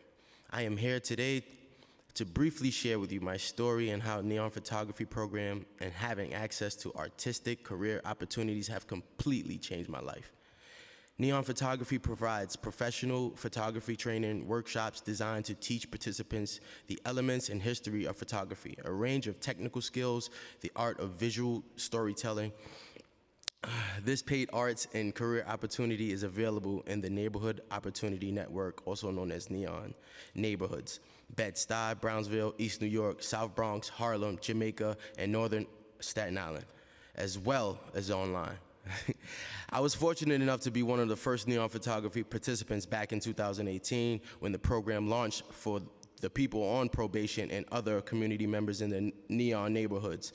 One of the best nights of my life was the Neon Photography opening reception, where 53 other photographers and myself who graduated from the workshops had our work exhibited for a whole month at the Hunter East Harlem Gallery. I will always be honored and thankful that Councilmember Holden was there to celebrate with us and for his efforts championing the Neon Photography Program. Since then, Neon Photography has had their work exhibited at Powerhouse Arena, Denise Bibro Fine Arts Gallery, Columbia University, and our 8th opening at the Kente Royal Gallery of Harlem, and more. I will be sure to send you more information on our next exhibit and would be honored if you could attend. After graduating from the workshop, I was hired and received training to become a Neon Photography instructor, where I was able to share this incredible opportunity with other new groups of young people in our community. Is it okay if I continue? Okay. Yes. Seeing their faces as we discussed the history of photography and hearing the excitement as they contributed to our conversation reminded me of when I sat where they were. just a few months before. I had no words to describe the feeling of bringing this opportunity to our young people from our community and leading a class of my own. The Neon Photography Program, I've not only developed my passion for photography, but I've had numerous paid opportunities and have allowed me to enjoy the world. I've had opportunities like the Design Trust Turnout, NYC, New York Fashion Week, IMATS Expo, book signing with Common, community events with Charlemagne the God, the NBA Taj Gibson Foundation, a paid photography trip to Morocco. Earlier this year, I was honored to photograph DCLA Commissioner Cumbo for the Met Gala, including her wedding proposal. I've grown so much and accomplished so much because of this opportunity, which why as assistant director of the Neon Photography Program, it is my full job to help bring incredible opportunities to the other people, with unlimited potential throughout the city. Growing up in my neighborhood, I've lost friends to drugs and violence. So earlier this year at my press conference with Mayor Adams, when I held up my camera and I said, "This camera saved my life," that was real talk. That was real talk. I even tattooed my camera on my arm. You understand? It really changed my life. You understand? Thank you, Chi Osei, and members of this community for this opportunity to testify about the Neon Photography Program and the transformative impact it has had on my life. I'm here to answer anything. Thank you. I hope you could take a picture of me one day. Yeah, right now. I have my camera with me. Thank you so much. Thank you to you four. You're welcome. That concludes testimony for this panel, so thank you so much. If you have any follow-up questions or any other testimony, please feel free to reach out and submit it. Thank you so much for your testimony. Thank you. So I'll now read the next panel. There will be 4 witnesses: Lisa Gold, Sheila Lewandowski, Lucy Sexton, and Candace Anderson.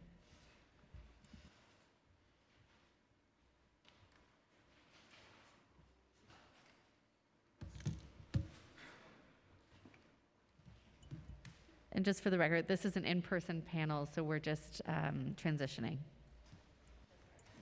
Just 1 minute, just 1 second. Hey, friends.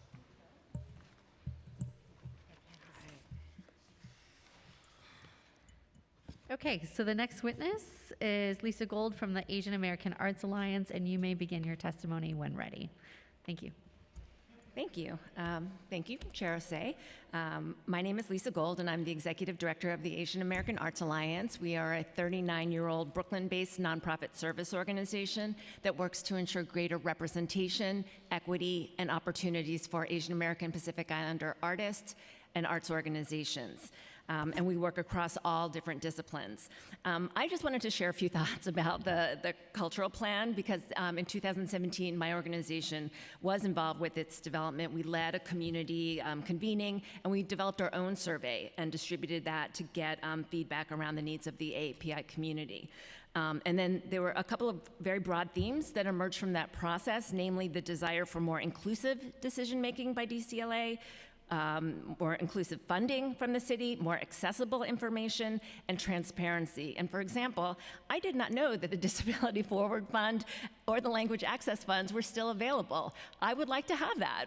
I have plenty of constituents who speak other languages that could really benefit from this. So that's obviously still an issue. So, you know, as the leader of an organization that serves a community which has been just underfunded for decades, I would like to see what Councilmember Dinowitz said. I would like to see explicit and measurable goals from the city around the cultural plan. Just, you know, one example, DCLA, they capture audience ethnicity by percent on the CDF application. So just as a starting point, see if they can share those numbers and ensure that they map to the city's actual demographics. Because right now, Asian American led and serving organizations receive about 4% of DCLA Cultural Development Fund grants. There are no, we're 18% of the city population, right? There are no AAPI-led or serving CIGs. So that translates to closer to 2% of funding while we're 18% of the population. So we need to ensure that those funds are distributed equitably and they reach the populations that have been underserved for so long. So that's really all I want to say, is just ensure that there's transparency and equity in that funding. And one more thing, I cannot leave this testimony today without saying something about the role of the City Council in combating racism and hatred in our city. I was very, very pleased to see Councilmember Dinowitz making a comment about the rise in anti-Asian hate and anti-Semitism. I'm a Korean Jew, so it hits me hard. But I wanted to say, if there's anything that we learned about what happened in LA, we need the City Council to step up against that hatred, and we need you all to make a stand, so thank you. Thank you. And that's done through culture in terms of how we combat that hate. So thank you.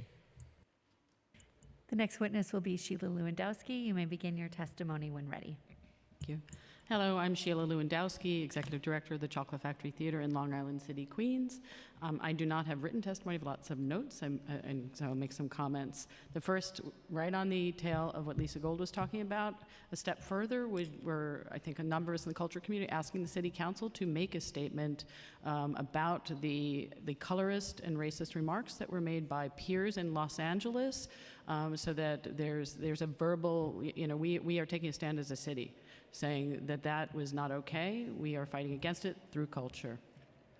So I have a number of thoughts. One, I'm going to jump the cultural plan itself to the earlier Chairman Osei, you said we need 1% of the city budget to culture. We cannot achieve the goals that were outlined in the 2017 plan, and even these increased goals, without increased funding. We should not be taking it from other sources. We need to dedicate our tax dollars. We want to have a safer city. We want to have a more inclusive city. Then we need to put some more funding behind it. I copied down a couple of things that were said. I think we need to stop shoplifting on the cultural community too, to make sure that artists are paid, cultural workers are paid better. Open Streets does not solve that. Open Culture does not solve that. I think that they're both good programs, but they're very different too. I do not want to conflate the two. Open Culture needs funding. Because we participated in it, but we had to use other money that we couldn't even fundraise for in advance in order to make sure artists were paid. I think there needs to be more community engagement in the open culture plan, more locations, and and it shouldn't be just a designated street. I think people should be able to apply on a rolling basis to use specific locations, and I do think they should have community boards can be a place where people come maybe a few months in advance or a month in advance to say this is something I'd want to do, because I'm on my community board as well. Can I go into okay quickly?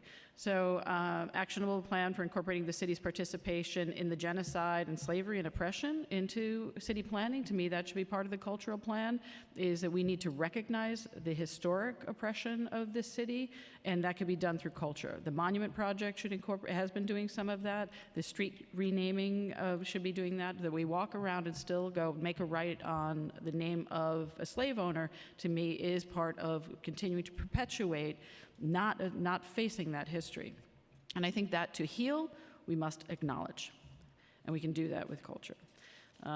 Interns, we talked about interns. Organizations need funding to manage those interns. So just because a CUNY intern is paid doesn't mean the organization, to do an effective and meaningful work, can do it. Most small organizations will not participate because they do not have the capacity. And many of these interns would learn more working in a small organization because they get the whole diversity of activities. Community-based DOT, people talk about moving open streets to DOT. DOT actually commissions work. Open Streets does not. So I'm coming back to needing funding. What is the intention? The intention of open culture now. The intention was so that cultural organizations could continue to operate during the pandemic. But what is the intention now? If it really is to help artists, to make organizations safer, to bring culture out to everyone, then it needs funding. I'm coming back to funding. And I also want to speak to every neighborhood needing permanent locations. The commissioner said art should be in all of our communities. Yes, art should be in all of our communities, but everyone should be able to walk to some kind of a cultural organization or cultural activity within a community space. That means we need more permanent spaces citywide, not 20-year, giveaways to developers who get permanent increase in their floor plan. We need permanent spaces citywide. I have other things, but I will, go on. Thank you. Thank you for your testimony. The next witness is Lucy Sexton. You may begin your testimony when ready. Thank you, Councilmember Osei and City Council. My name is Lucy Sexton. I run a citywide coalition of cultural groups, individual artists, and culture workers, New Yorkers for Culture and Arts. I'm testifying today in support of the reopening of the Open Culture Permitting Program and to reflect on the city's 10-year cultural plan, Create NYC, at its halfway mark. Open Culture is a program that helped hundreds of independent artists and cultural groups continue programming during the pandemic. Of the many innovations, one of the most important is that it was the first and only permit program that allowed groups to generate income, while allowing free access to the non-paying public as well. It allowed my organization, for instance, to hold an open-air fundraiser. So we paid $20 for the venue. We sold donor tickets for $100 online and held a street party with stilt walkers, spoken word artists, and dance performances for the entire block, paying and not paying. They could all enjoy it. So Open Culture is a groundbreaking win-win for artists and cultural groups, for the public, and for the entire city. I think they did it geniusly, and I think that we should look to that and hold on to it because it was a way for us to accept money without having to pay for a commercial permit, which is much more money. Streets filled with music, dance, and community create safer, happier, healthier neighborhoods. I say all of this to underscore how every needed, okay, sorry. Oh, I also want to refer you to the City Parks Foundation's Green Arts Live program.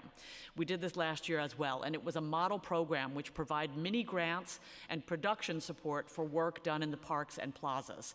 And that link is in the testimony which I've emailed to everyone. In terms of Create NYC, in the words of their recently disbanded Citizens Advisory Council, the cultural plan manifests the city's collective cultural commitments to inclusion, equity, access, accessibility, compassion, and opportunity. We call on the city to recommit to these goals and to provide methods by which that progress is measured. Thank you for calling for that, including convening a new citizens committee to measure its progress every other year. I've included the CAC's summary recommendations done last spring in my written testimony. I'll simply say that there will be no equity in cultural funding without a dedicated cultural equity fund. I also call for transparency, as Lisa Gold did, and reporting from the DCLA on the percentage of funding going to BIPOC-led and serving organizations. Disability justice will not be achieved without dedicated funding, not only for disabled artists and cultural groups, but for small cultural spaces desperate for the resources needed to make their programming truly accessible. Finally, I am echoing Lisa's words. I cannot leave this testimony without saying something about the role of City Council in combating racism and hatred in our city. In learning from the racism exposed in Los Angeles City Council, we want our City Council members to be vigilant and use their voice to speak out in defense and celebration of every community in all of your work. Thank you so much. Thank you. And I have some questions for you, Lucy. Where do you think DCLA has been most successful in the Create NYC plan? In addition to that, where do you think DCLA can improve with the plan? First of all, as the commissioner said, they did increase funding for the borough arts councils and therefore sent more money towards individual artists. City Artist Corps was not intended part of it, but it did create funding for individual artists, which has now gone away. So I would call for that to come back so that we have individual funding for individual artists, as we did in the City Artist Corps. The failure, I think, one of them, or something we're working towards. For sure, so a victory would be that we have increased funding for cultural in the budget consistently. In 3 of the past 4 years, the council has voted to increase funding for culture. That is fantastic, and that is a real victory, and it is not baselined, which means that every year we have to come here and fight for it. We can't count on it. We can't depend on it. So if we want to provide longevity and viability for our cultural organizations and artists, we have to have a commitment to increasing baseline funding. And that baseline funding there should be a dedicated part of that baseline to support smaller, BIPOC-led and serving organizations. We also need dedicated support for disability arts and funds to allow those cultural spaces to invest in their accessibility infrastructure. There was a lot of efforts put into the plan by disability justice advocates, and that really has taken a back seat and faded. So I would like to see that recommitted. I would say also that we as a city, as a culture, over the past several years have had a real harsh and intense racial reckoning. And the conversation has changed, much of it for the better, where we have more understanding. So while the administration, the commissioner consistently referred to the benchmarks that the cultural groups have to come up with in being more diverse and more equitable and more inclusive, it's not the other way. And we know now that diversifying the CIG is absolutely critical and necessary. But what will really change things is when we change the pipelines of where the funding is going, increase funding pipelines that go towards the artists you had sitting here on the last panel, that are really investing in neighborhoods like East New York and Brownsville, and saying, yes, that's where the cultural funding needs to go so that we have cultural in every community and we have access to culture in every community. And that's a long-term goal. It's not something that you can say, there's no way to have a benchmark about that. Of course there is, right? and by what Lisa suggested of just even saying, where did it go this year? Is there reporting? Of course, it takes many to report data. So DCLA itself needs to have increased capacity and increased funding in order to serve this much wider cultural community.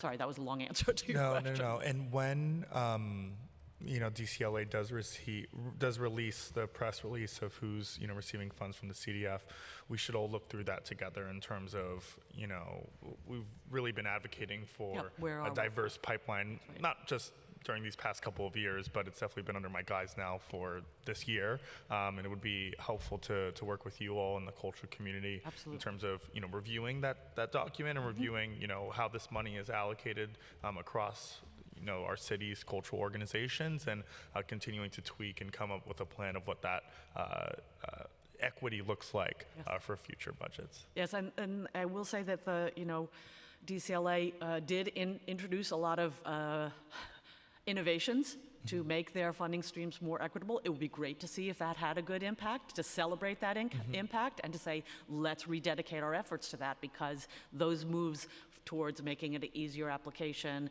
to making more multi-year funding, et cetera, were aimed at accomplishing the goals of the Create NYC, and it'd be great to see if it had some successes.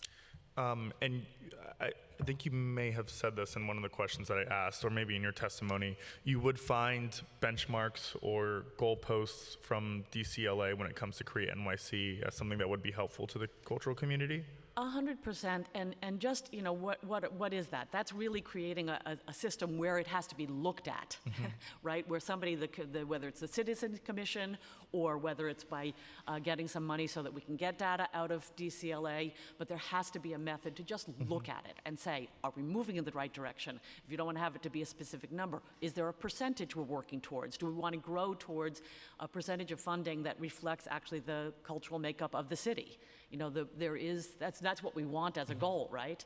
So we know those numbers. And I need your clarity on one thing, or at least some of your insight with experience. You mentioned the CAC, the Citizen Advisory Committee.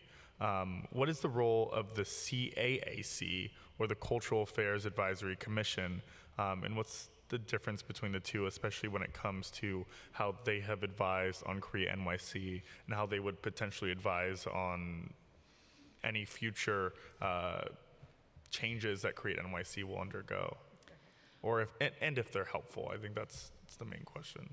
And maybe my answer is most indicative, which is that as someone who should know everything, I do not know what that commission does. Right. They are not public. They do not interact with the community. I know some of the names on it, and I know that they're figurehead names. They're fantastic people.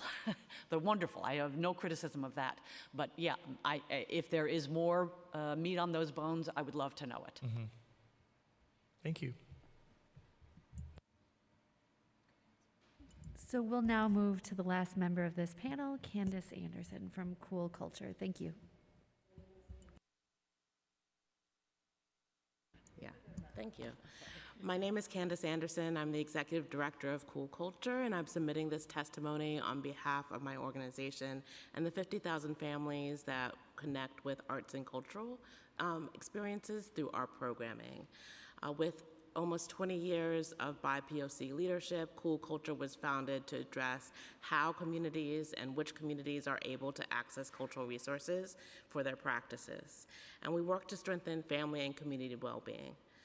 I know that you are making really hard decisions about funding. I also know that you know, as I do, that arts and cultural resources are essential to healing and recovery for the impacts of institutional racism and on the pandemic. I also believe that we all know that culture is necessary to thrive. Yet in historically marginalized communities, families and children face the stark reality of underinvestment in arts and culture, while more privileged communities benefit from systemic inequities. In the process of creating the first ever New York City Create New York plan, tens of thousands of New Yorkers named cultural equity and inclusion as their top priorities and expressed a desire to access culture in their own neighborhoods. And no wonder, right? Research that focuses on New York City shows that culture is tied to well-being. A Chicago-based study commissioned by the MacArthur Foundation also examined the relationship between arts and neighborhood capacity and community life and found that initiatives that are led by small arts organizations connected to local social networks significantly impact the well-being of communities. But the reality is that the hardships faced by BIPOC communities and families must frequently be met by the many creative responses that are generated from our communities, our cultural practices, our artistic traditions, and the networks, organizations, and institutions that we have created. But these organizations and institutions lack the adequate funding to fully realize solutions to the challenges faced by BIPOC communities.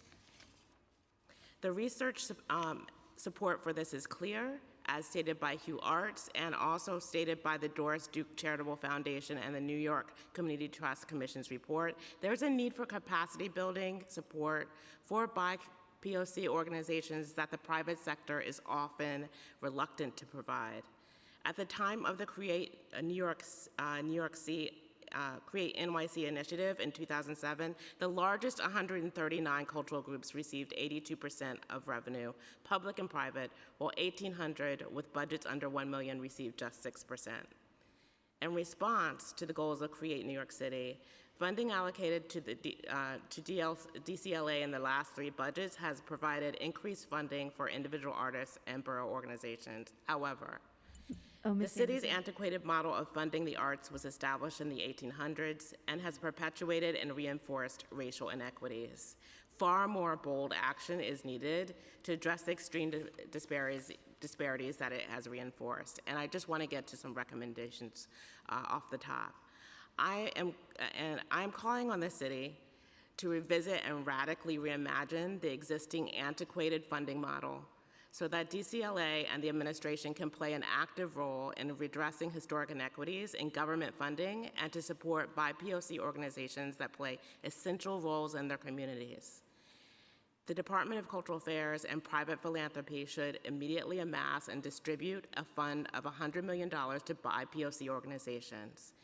This funding should also be baselined, as my colleagues have mentioned, for POC arts entities with guaranteed support in the annual budget every year in the same way that CIG is a baseline budget priority. Also allow applications for multi-year general operating support in addition to program support. This will really support small BIPOC organizations, organizations in the outer boroughs, organizations with under $250,000 in funding for whom complex applications are a stretch, and reduce delays in funding release. Similarly, frees up smaller organizations. And then finally, I'm urging you to invest in capacity. So support BIPOC organizations by ensuring that the CUNY Cultural Corps emphasizes placements in BIPOC-led organizations. Historically, cuts to this funding for this important program have resulted in preference given to larger cultural institutions with greater resources. And finally, increase DCLA staffing and funding. Smaller organizations, BIPOC organizations really do need support and capacity building that can only be provided if the agency is staffed up. Thank you. Thank you. Thank you so much for your testimony. This concludes this panel. We also have your written testimony and all the details, and we'll review it. Really appreciate Thank you. your time. Thank you. So we'll now move to the next in-person panel. I'll read the names of all the witnesses on the panel. Panel 3 will be Robin Chattel from Moving Culture Projects, Kate Madigan from New York Shakespeare Festival and the Public Theater, and Mariana Mott-Neuwirth. If I mispronounce your name, I apologize. If there's anyone else in the room who's here to testify in person, we did not call your name, please submit a witness list to the sergeant at arms. Otherwise, this will be our last in-person panel before we move to Zoom. And again, for the sake of time, if you could please keep your testimonies to 2 minutes, it'd be wonderful. We do collect them as written testimonies, but we do have some folks online as well. Thank you. Okay, so the first witness on this panel is Robin Chattel, and you may begin your testimony when ready. There's a clock on the wall. Thank you. Just look for the red light on the mic. Thank you. Thank you. I may go over 2 minutes. I'm sorry. I've worked really hard to keep it under. I'll do my best. Thank you, Chair Osei and the council. My name is Robin Chattel, and I'm an independent creative producer. I work with artists and arts groups and communities to produce performing arts events in their public spaces. And I'm here to support Intro 590 and ask the council to reestablish and make permanent the Open Culture program that was established by Local Law 8 of 2021. Open culture provides access to and engagement with the arts at a level never seen before in this city.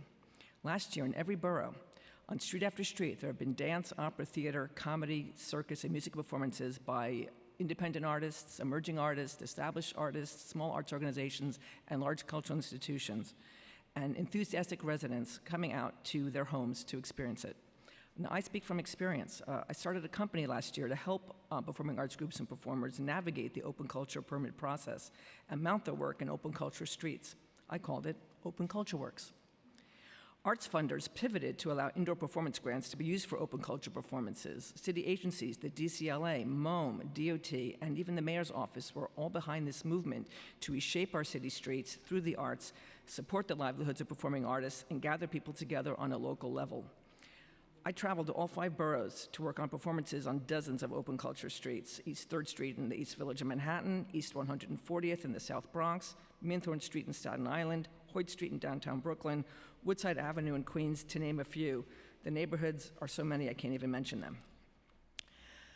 The Open Culture program, as Lucy mentioned, even led to the development of other outdoor performing arts programs, such as DOT's Open Boulevards, the City Parks Foundation's Green Arts Alive program, and even City Arts Corps. And I worked on all of those. And really, the result for me and my company and the people I worked with was we employed nearly 60 cultural workers.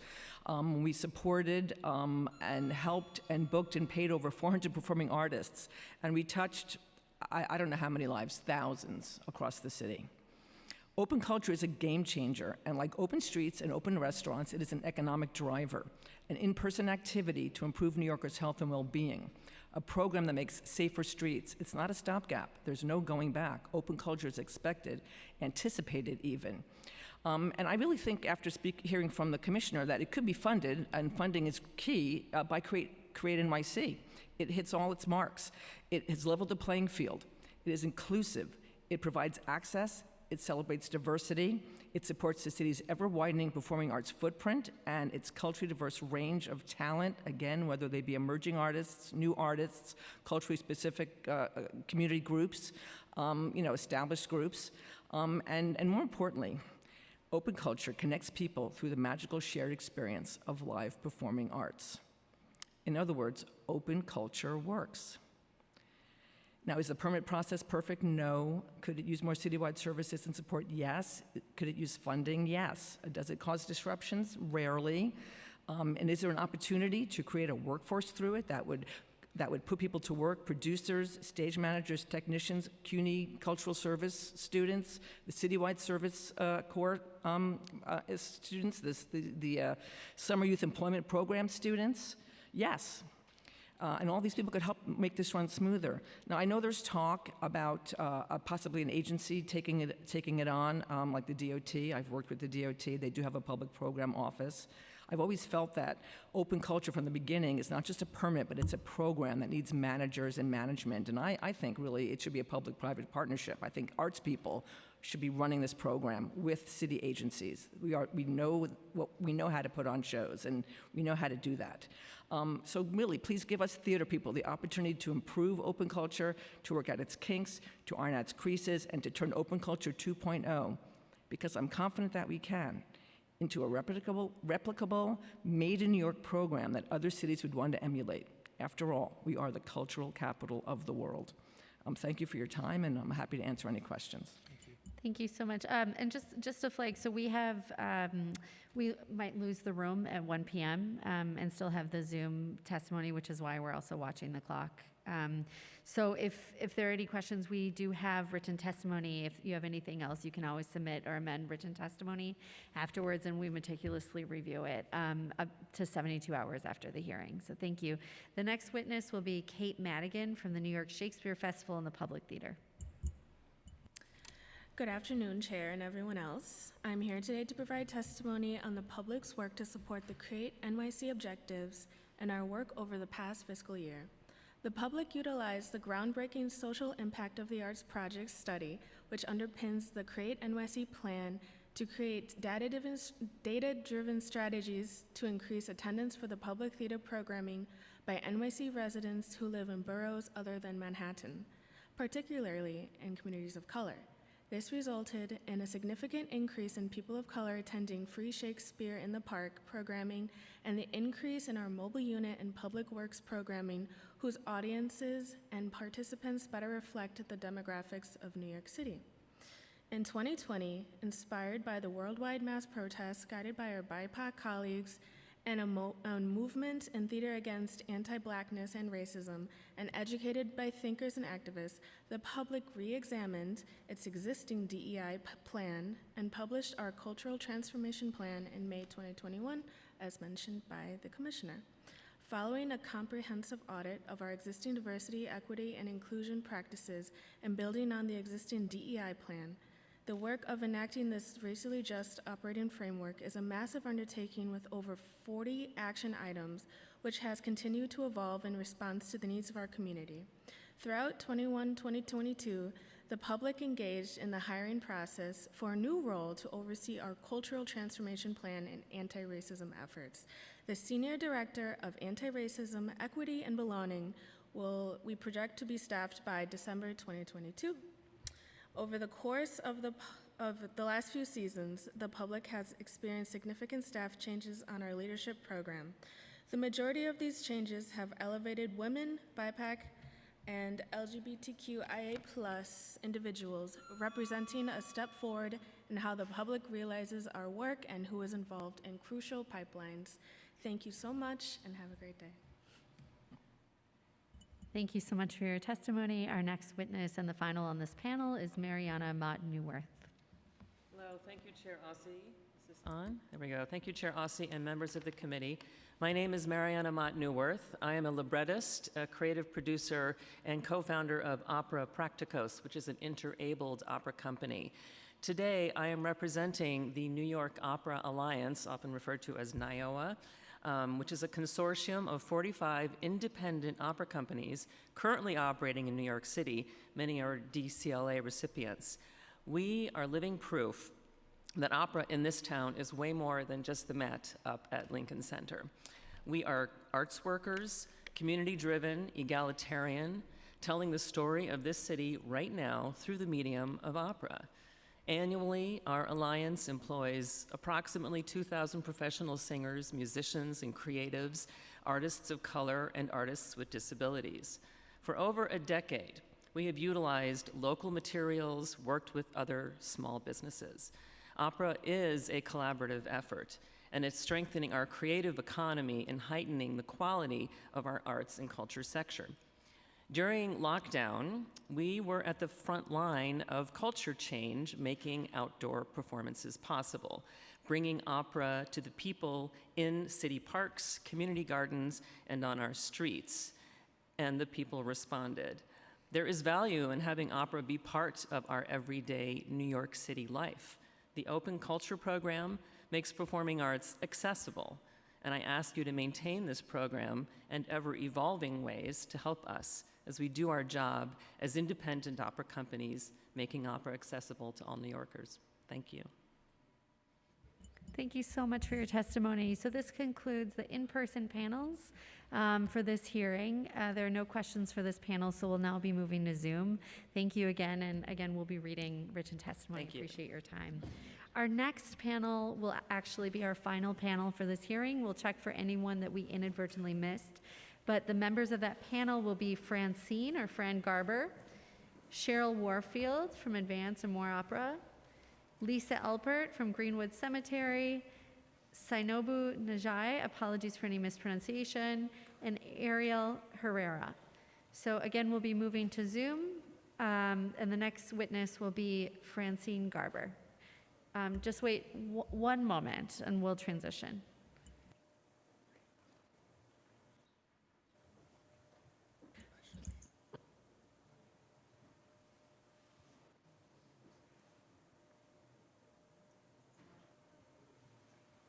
Okay, we're ready for the next panel. So, Fran Garber, you may begin your testimony when the sergeant calls the clock. Your time will begin. Good afternoon, council members.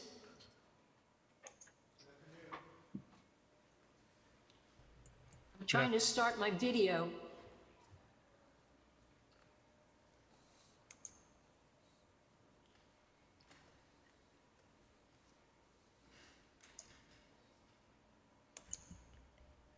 Can you allow me to start my video, please?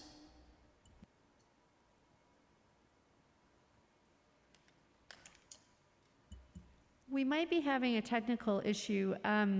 Fran, we can hear you if it's possible to give oral testimony. Certainly. I'm Fran Garber-Cohen, president of Regina Opera Company, which offers fully staged operas with full orchestra and English super titles in Sunset Park, an underserved and low-income community, as well as many free concerts in public, accessible spaces in Brooklyn. We provide affordable, professional-level entertainment in accessible venues for people who may not otherwise attend live performances. Our performances bring people of all ages together and are especially important to senior citizens who make up about 65% of our audiences. The need for this cultural enrichment is reflected in the fact that over 4,000 people usually attend our performances each season, and these are live performances. Starting in the spring of 2020, we were able to keep our existing audience and gain new audience members and bring happiness to fellow Brooklynites by performing 6 90-minute free concerts in local streets thanks to the Open Culture Program. I saw a really positive reaction from local businesses in Bay Ridge for our outdoor performances, while those in Sunset Park were a little slower to appreciate our efforts. But they eventually understood why we were performing in the street and not in our beautiful indoor 500-seat theater. We believe that re-establishing the Open Culture Program, allowing the city to issue permits for cultural performances, and re-establishing the Create New York City program through this legislation would encourage local businesses to be more welcoming to us and help us realize the benefits of cultural events in their areas. Thank you. Thank you. Moving to the next witness, Cheryl Warfield, you may begin your testimony when the sergeant calls the clock. Your time will begin. Good afternoon. Thank you, Chair Osei and council members for hearing my testimony. I am Cheryl Warfield, founder and director of Advance More Opera, a 20-year-old nonprofit that presents concerts and educational outreach to youth and families in underserved communities in the Bronx and Manhattan. I also sit on the executive committee of the New York Opera Alliance, a consortium of mostly level 4 and 5 opera companies that bring both contemporary and traditional opera directly to the people in all 5 boroughs, amplifying new and diverse voices in opera, including those of color and with disabilities. I look forward to DCLA's upcoming grant-making announcement in hope of seeing more inclusion for smaller minority-run organizations like More Opera and greater investment in historically under-resourced communities.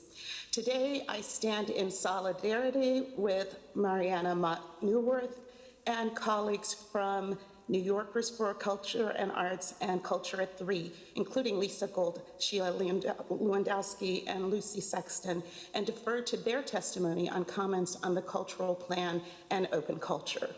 I want to thank Councilmember Dinowitz for his remarks this morning about hate speech against Asian and Jewish communities, but would be remiss if I did not mention the recent revelation of blatant racist remarks by Los Angeles council members.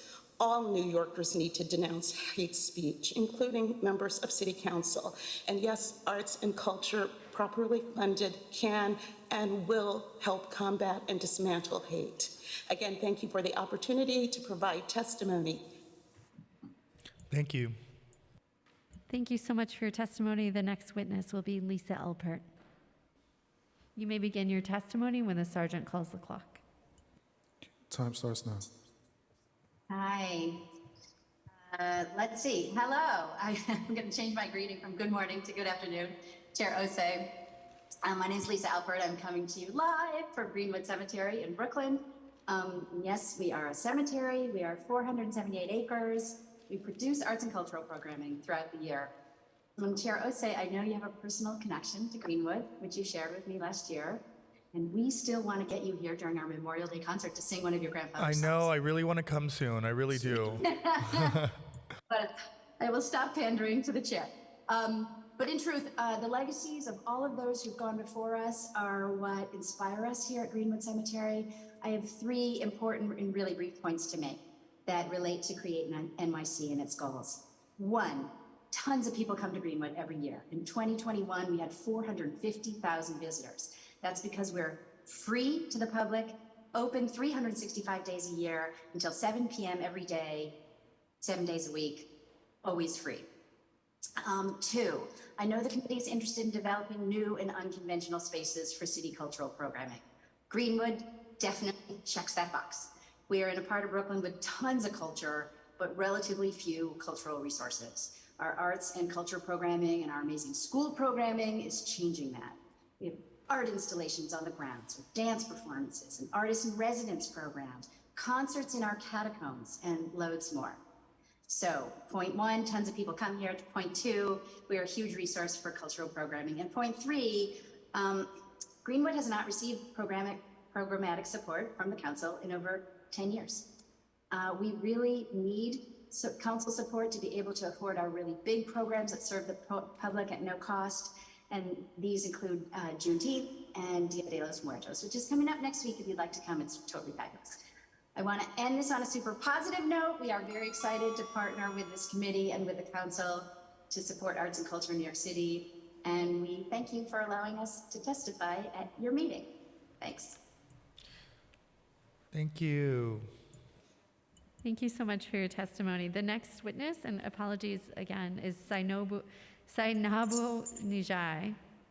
You may begin your testimony when ready. Time starts now. Can you all hear me? Yes, we hear you. Okay, Sainabu Jai is the name. It's okay. Yeah, people butcher it. Pretty much, my name is Sainabu Jai, and I'm the director of a Brooklyn-based nonprofit, small nonprofit, the African Peach Arts Coalition. And I pretty much want to testify for the reinstatement of the Open Culture Permit program.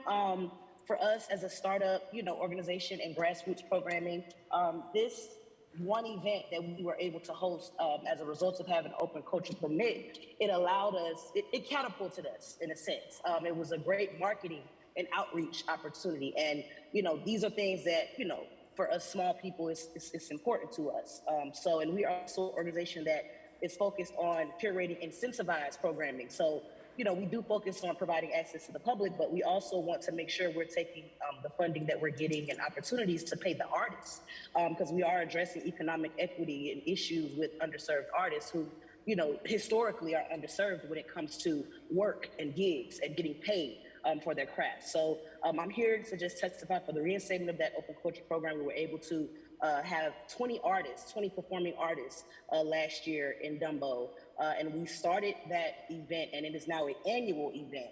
We just had it again in downtown Brooklyn. So again, thank you to all parties. I'm not sure, which parties are which. I'm still learning all of that, but thank you to those involved. And I definitely want to, just advocate for the reinstatement of that program. Thank you. Thank you so much for your testimony. We're moving to the final witness, and we will do a check for anyone that we inadvertently missed at the end. So our final witness on this panel and the final witness for public testimony is Ariel Herrera. You may begin your testimony when the sergeant calls the clock. Time starts now. Good afternoon. My name is Ariel Herrera, and I am the Research and Advocacy Manager for Dance NYC. Thank you for this opportunity to speak to you today. Dance NYC is a service organization for the dance industry in the metropolitan New York City area, and its action-oriented research and advocacy seek to represent and advance the interests of the dance sector. Today, I join colleague advocates working across creative disciplines to reiterate the value of open culture, begun as a lifeline for New York City artists and cultural organizations unable to continue with their regular indoor programming due to the COVID-19 pandemic. Open culture brought arts, music, and dance from indoors and out into the streets. Open culture has become a popular form of community engagement that has had a profound impact on the way that communities think about the importance of arts and culture in their lives and neighborhoods. I am here today to ask you to pass INT 0590-2022 to make open culture a permanent city program and make the following recommendations to make it more sustainable, as well as equitable for arts workers and accessible to all communities across the city. 1, expand available locations and set a minimum number of open culture streets per community district to increase equitable access for communities in outer boroughs. 2, expand eligibility criteria beyond the currently limited cultural venues to include fiscally sponsored organizations and City Artist Corps eligible artists. And last but not least, require annual evaluation and reporting by the city of the program, to address what's working, what's not working, and to ensure that community engagement is an integral part of the open culture programming. Moving forward with the open culture as a permanent city program is not only a substantial investment in the resilience and long-term recovery of the arts and culture sector, but a forward-looking investment in community building through arts and culture. Thank you. Thank you so much for your testimony. This concludes the public testimony portion of this hearing. We'll just do one final check for anyone that we inadvertently missed, either in the room or on Zoom. Please use the raise hand function if we did miss you. We're not seeing anyone on Zoom. There's no one in the room. So this concludes the public testimony portion of this hearing. Thank you. Thank you so much, everyone, for coming to this hearing to talk about culture. It's something that we care about deeply, or I care about deeply, and I appreciate everyone that spent time out of their weekday to come out both virtually and in person to testify. As a co-prime sponsor on the Open Culture 2.0 bill, I'm really excited to have this hopefully pass through this council so that we could really revitalize our cultural community and cultural spaces in New York City as a whole. And thank you to everyone that also bared witness of critique and the conversation about Create NYC because we want to make sure that funding is always equal across our 5 boroughs when it comes to our cultural organizations and institutions. Thank you, Brenda McKinney, for sitting by my side for today's hearing and every hearing. And I have no more colleagues in the room anymore, but without further ado, I will close today's hearing.